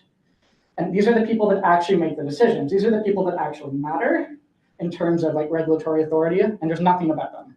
So even just simple as putting these organizational structures on the websites so that people understand who's making decisions. If I want to get a point communicated, who do I talk to? Yeah. So very nice talk, but if you were a right whale, what do you think your opinion would be of this complexity? Because if you pretend you're a right whale, you're not being managed by people. You're managing people's activities that may affect you. So pretend you're a right whale. How would you simplify this process? This is not something I've considered before. This is an interesting question. The reason I ask it because I think we keep trying to say that we're managing the species, we're managing the cod, or we're managing the birds, or what have you. We're not. We're managing people's activities, the anthropogenic activities. So put yourself in the position of the whale. What do you think the whale would say? I mean, the whale would say, "Stop killing me." But, yeah. One of the big problems is that there is such a concentration of commercial activities within the areas where right whales live, whether this is fishing gear, whether this is just the presence of vessels. And so I think the right whale is thinking, like, why are you here? Right? Why are you in my space? Why are you having these negative impacts on me? Yeah, you go working in the right direction. Peter's obviously thought of it this more in terms of what he would do if he was the right one. Thanks so much, Kevin. I want to ask a question about, you have an open ethics file. Yes. So I'm just curious, and a little bit for the new cohort of students around, if you can just talk about some of the challenges that you experienced with trying to interview DFO and Indigenous organizations for this work. So some context is that this was not my original grad project. I started with a project that was specifically looking at how Indigenous peoples are involved in the system, and then looking to see if this was adequate and if there are ways that this involvement can be strengthened. And so I did an ethics application with my Ethics Watch, and I tried to recruit with DFO, and this was largely not successful. I ultimately did not have anyone at DFO who agreed to be a part of the study. I was redirected to other people at DFO a lot, and then the other people at DFO told me to someone else at DFO, and eventually I got actually, we don't think DFO has a role in this research. And then Mi'kmaq Ethics Watch responded to my application about 3 weeks ago, was it now? So because of all of this, we pivoted into a new project in September because I just couldn't continue with this project given those restrictions. So this is the culmination of about 3 months' work, ultimately, because I really didn't do this project in earnest until September. But yeah, there is a lot of turmoil. That is the word I'll use. Yeah. I think that we have more questions for more, but thank you so much, Kevin. If I had that question, my brain went to Finding Nemo. And Doris, well, I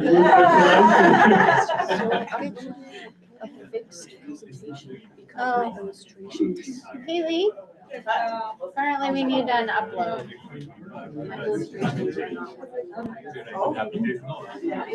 Haley's gonna have to upload her. Upload.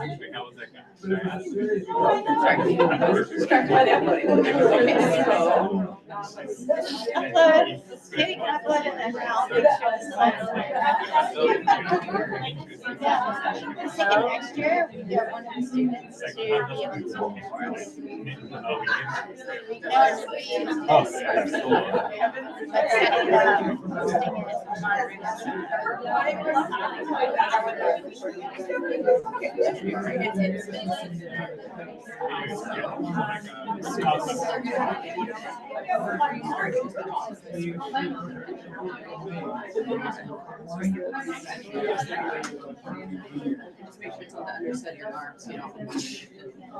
Fly out of your ear. They don't have kids and they don't see It took every urge to not start doing it. Oh yeah, I was like, D plus. Go for the D plus. Basic. All right, let's see here.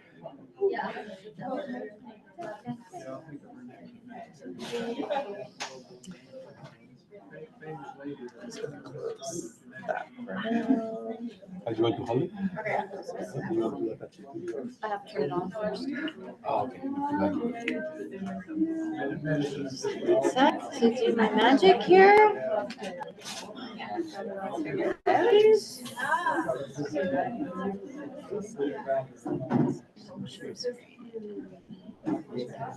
Oh yeah.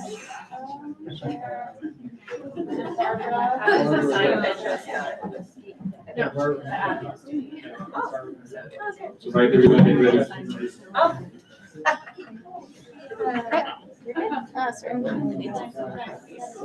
This is a pointer. Yeah. All right, now our last talk of the day by, hello everyone. It's by Tamara, and we are going to move from Waze to GIS. Yes, it's quite the jump. I hate to break the streak, but I chose the end to present because I'm taking a different approach to try and communicate my research to you guys. And so my project is how to incorporate Indigenous knowledge into GIS through storytelling specifically. And so usually I would ramble on about my 30 pages of research, but I figured I wanted to do something more traditional, something that my ancestors would have done. Originally, we'd probably be sitting around a fire right now, but I don't think the weather is the greatest to do that. So I'm okay with being in the room. But for you to understand my story and to tell my legend, you need to know who I am as a storyteller, or from an academic perspective, a researcher. And so a lot of this is based off of the 2-eyed seeing approach. And so what the 2-eyed seeing approach is you have two eyes. This is coined by Albert Marshall. You have two eyes. One side is the Western science perspective. So this is all the academia, the references, the citations, a very formal, structured format. And so you have Indigenous knowledge for the other eye. And that's more like storytelling, legends, place names, anything that would be more traditional for the Mi'kmaq people in the location. And so when I go to communities, people often ask, who are you? What's your name? Where are you from? Who's your family? So just to give you a little introduction on that, because I am a storyteller, I'm Mi'kmaq. I'm from Elsipogtog First Nation, located in New Brunswick, born and raised from the community. For my academic background, I went to UNB, I got a Bachelor of Science and then got a major in marine biology. And now I'm here as an MMM student. And my focus is on GIS. I love the stats, I love the maps, I love the visuals. So I kind of wanted to blend this all together. And so the way I'm going to present this is I have a legend of a fox. And so that's the main character, and it represents an Indigenous researcher. And it comes across a wolf, who represents Indigenous knowledge, and a cat, which represents Western science. And so this legend is placed in Mi'kmaq. It's where there's beautiful mountains, there's fog that rolls in, and is based in a forest where the fox and the wolf grew up together. And so the wolf actually taught the fox a lot of things. Though the wolf has a lot of knowledge on how to fish, on where all the locations are, where the salmon used to flow. It had many great opportunities to kind of learn from the land. And this was based off of an ice age that occurred about 10,000 years ago. So the wolf has vast knowledge over many years. And so this wolf taught this fox how to use that information so the fox could live today. And so eventually the fox came across a cat. And so the cat kind of was interested on how to kind of live in this world. So the cat was introduced because it washed ashore in the land of Mi'kmaq. And this cat had a scar on its face. And so the wolf tried its best to try and heal this cat, but it can only do so much with the medicinal plants.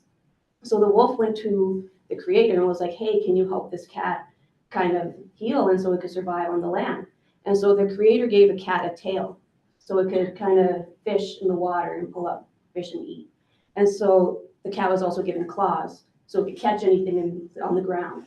And the cat was also given powerful legs so it could jump in the air and catch anything that flies. And so everything was going great until the cat started to overdo it. And so the wolf also has a scar on the eye as well. And so the fox, being as curious as a fox is, would ask like, hey, like, how did you get that scar? And so the wolf tells a story about how it met the fox, how it met the cat, and how when it first arrived, it helped him heal and everything was great. But eventually, when the cat became powerful with the tool to fish and hunt, it overdid it. And so the wolf, being the balancer, the gift from the creator, to make sure the land worked well, was like, hey, like, you're overdoing it a little bit. Can you kind of not do it so much? And the cat wouldn't listen. And so a lot of tension broke out. There was a lot of conflict that happened for many, many years. And so as time continued, the wolf kind of was in a lot of conflict with the cat. So what the cat would do after these conflicts broke out and they thought things were civil, they would put fleas into the dens of the wolf. And this affected the wolves and the cubs and everyone in the den. And so as time continued, the wolf was like, I need to leave. I need to find some more medicinal plants for my own people because they're ridden with fleas right now and our population's not doing the greatest. So while the wolf was gone, the cat continued to conflict with the wolf pack. And so for the cat, it would take in a lot of wolf pups and try to teach the wolf how to be a cat. It tried to have him use this tail the same way a cat would, but the wolf doesn't have the same tail as a cat. It doesn't have the same claws, it doesn't have the same features. And so that was more conflict. So when the wolf finally came back, it came back to the same situation that it was in before, where there was still this conflict. And it continued for many, many years up until this day. And so they tried to resolve the issue, and there would always be ways they'd come to agreements, but it would never fully resolve. And so this fox ended up meeting the cat, and the cat wanted to work together. They say, hey, like, I know suddenly, like, there's no more fish in the water. My tail's not working the greatest anymore. I no longer have the claws. I no longer have the strength. There's something going on. I know that the wolf raised you. Would you be able to kind of help me work on fixing this problem? And so the fox was like, yeah, sure, of course. I'd love to, like, help you out. Let me go ask the wolf. And the wolf was like, no, I don't want to do that. Do you not see the scar on my face? The cat gave me the scar on my face. And so the fox was like, well, we have this big issue. Like, we no longer can fish all together, right? So why don't we try to work towards it? And the wolf declined.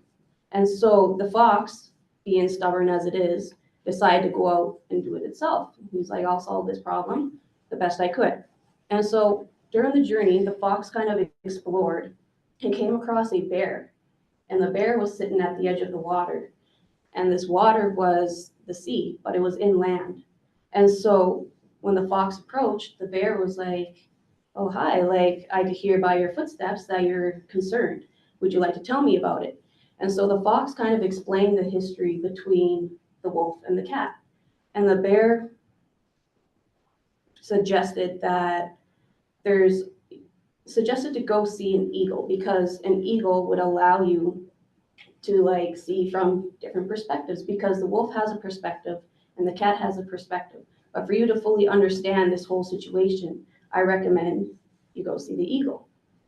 So the fox goes to see an eagle, and the eagle's like, yes, I can explain these different perspectives to you. Jump on my back and we'll go.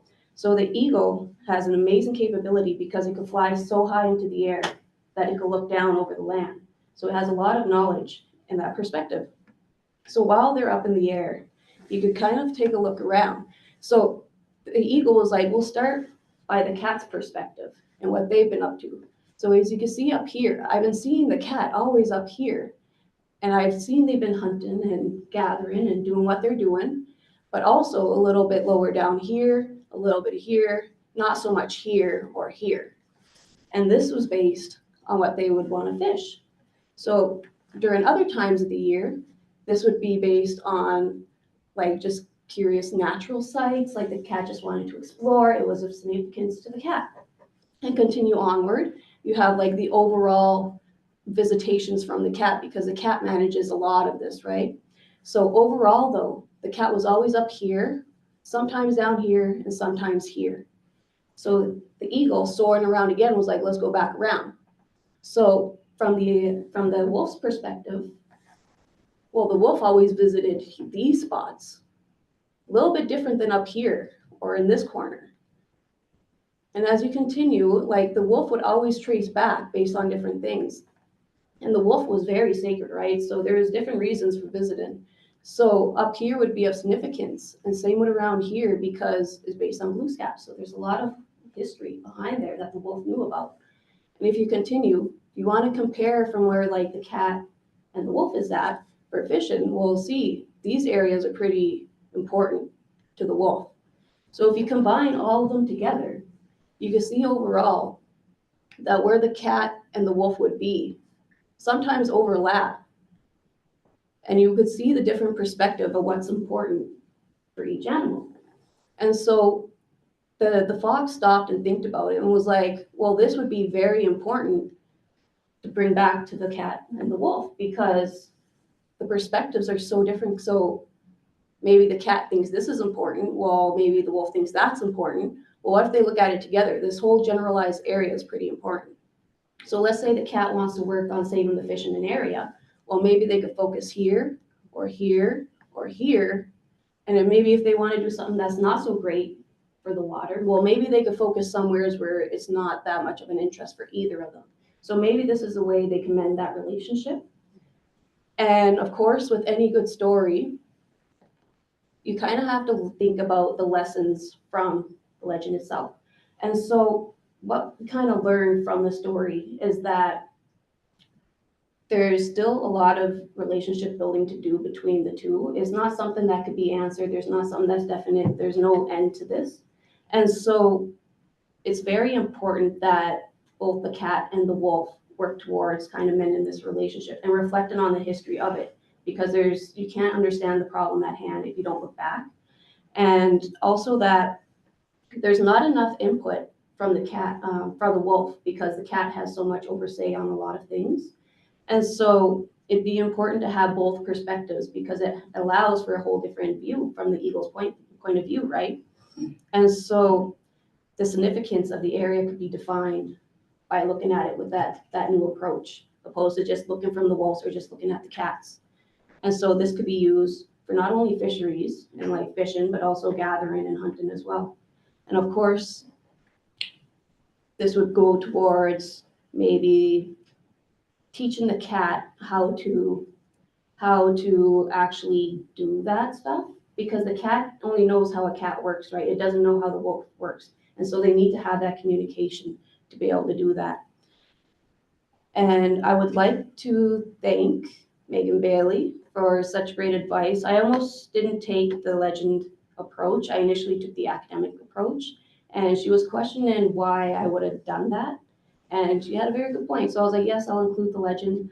I also would like to thank Shelley Denny, because she had a lot of knowledge at the Verdora Lake. I would also like to thank Bailey's Lab and the classmates, because they had a lot of input as well, because I wasn't sure how to structure this, because it's interesting trying to do it from an academic perspective with references and citations, but also from a language that could be used throughout my community as well. So thank you.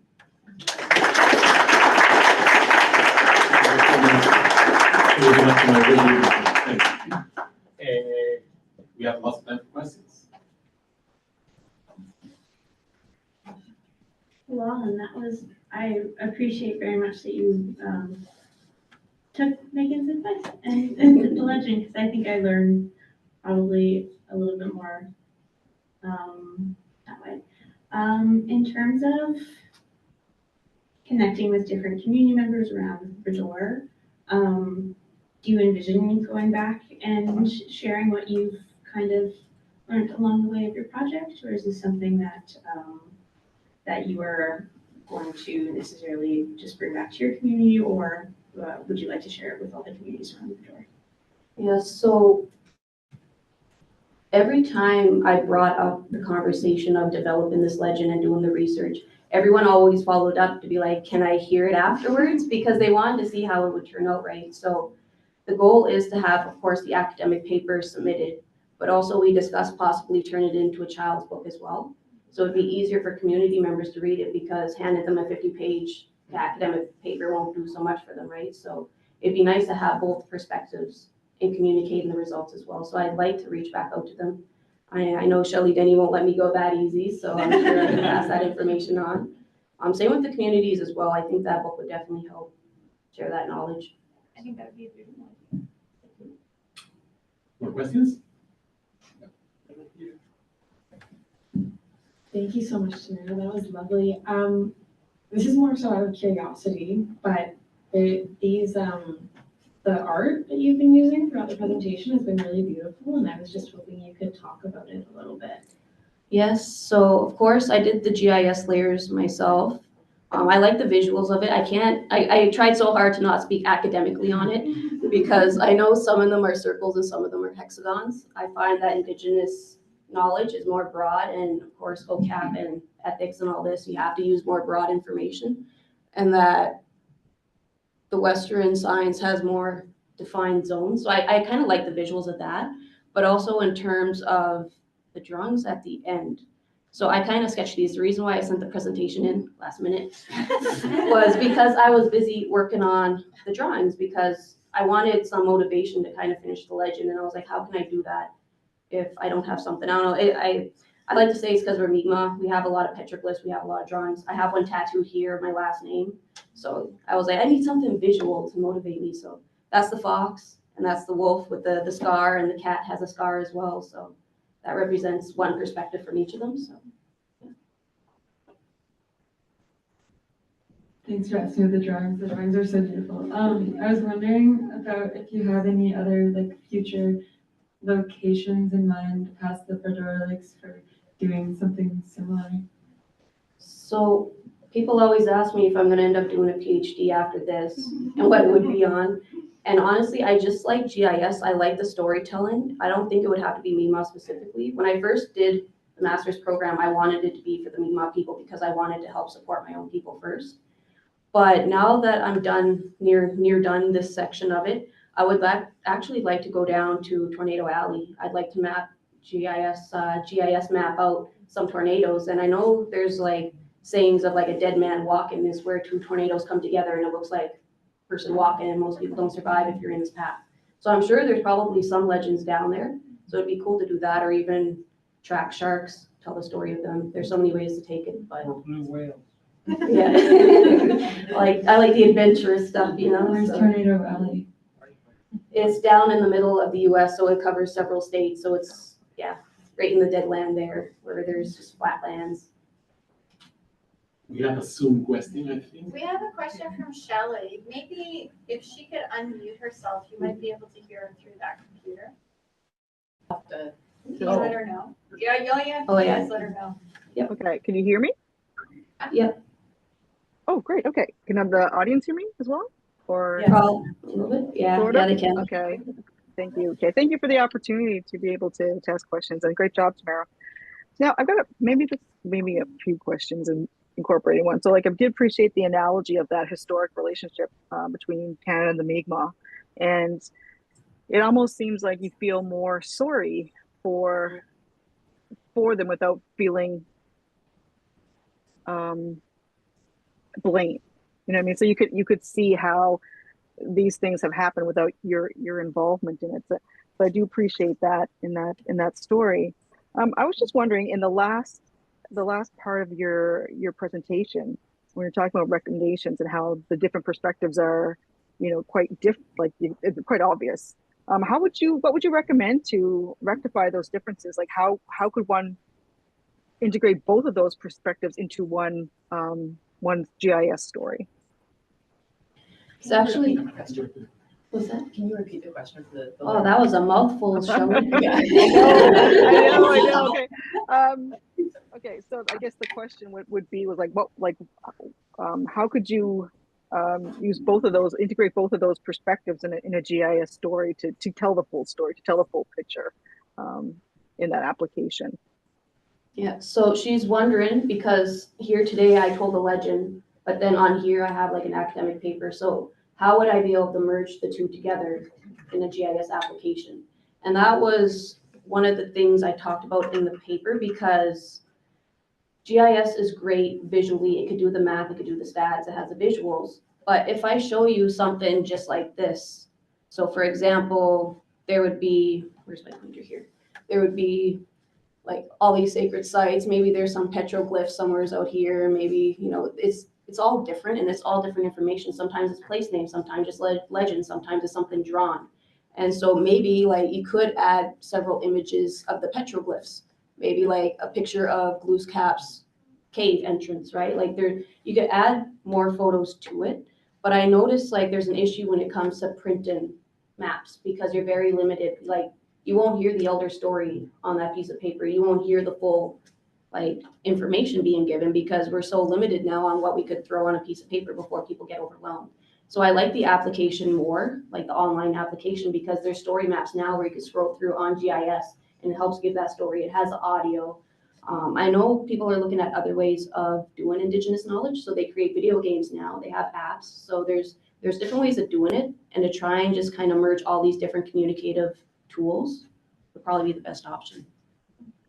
Not sure if So, that answers your yeah, question. yes, it does. And so, for example, like, you speak to the visual as being important, but also the absence of the story behind it.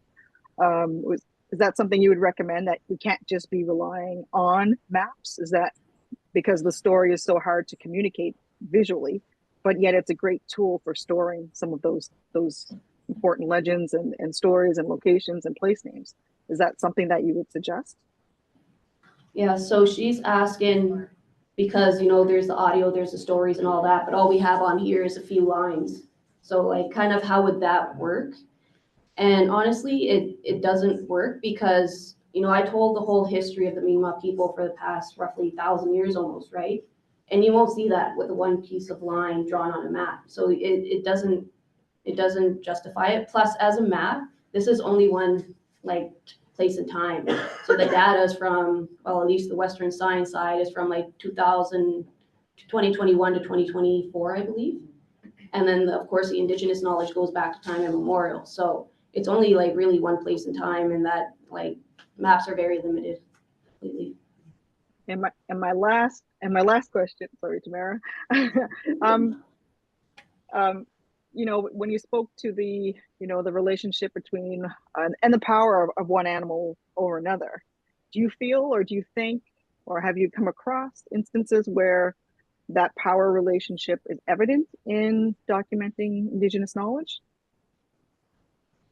She's asking to compare between like Indigenous knowledge and Western science and the power that one has over another.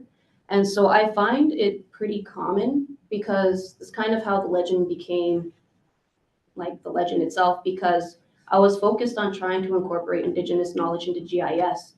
But if I took a step back and look at it, like Dalhousie in itself is still Western science, it's still academic. So of course I'm talking about how we need to incorporate different ways of thinking into a GIS application. But here I am writing an academic paper following the same format that Western science has. So when you take a step back, like you could take several steps back, no matter how far you go, there's always going to be the Western science overlooking the Indigenous knowledge side of it.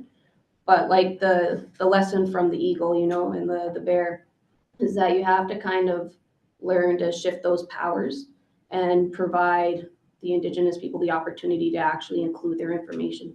And that would kind of be the step forward towards mending that relationship between them, is the shift of power.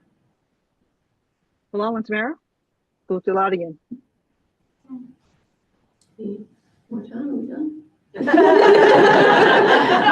Last presentation, guys.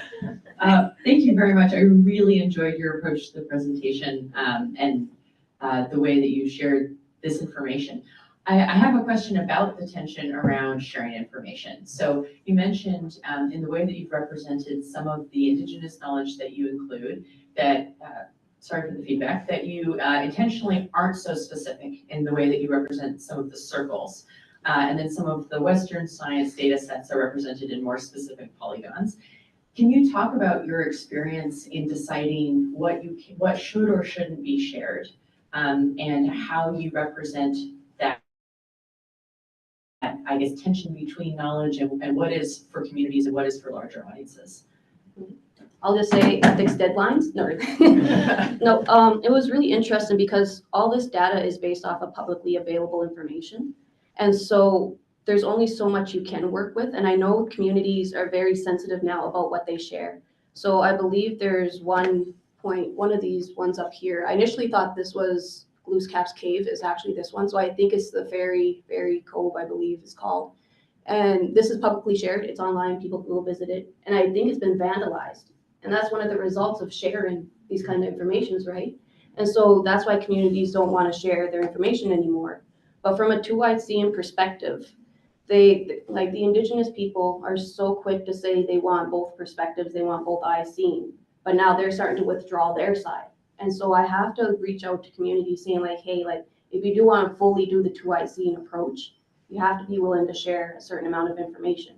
And it could just be generalized spots, right? It could just be the circles instead of being, oh, this is a specific area where there's medicinal plants, right? So I'm sure there's ways to find common ground between the two.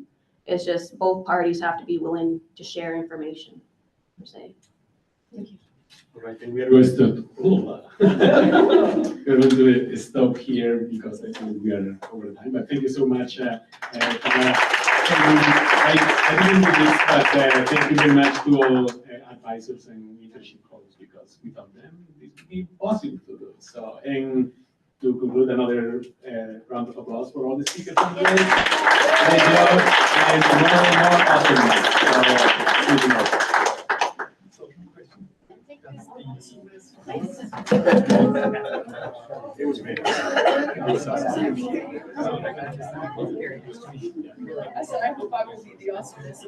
All students, please take the food. Otherwise, it will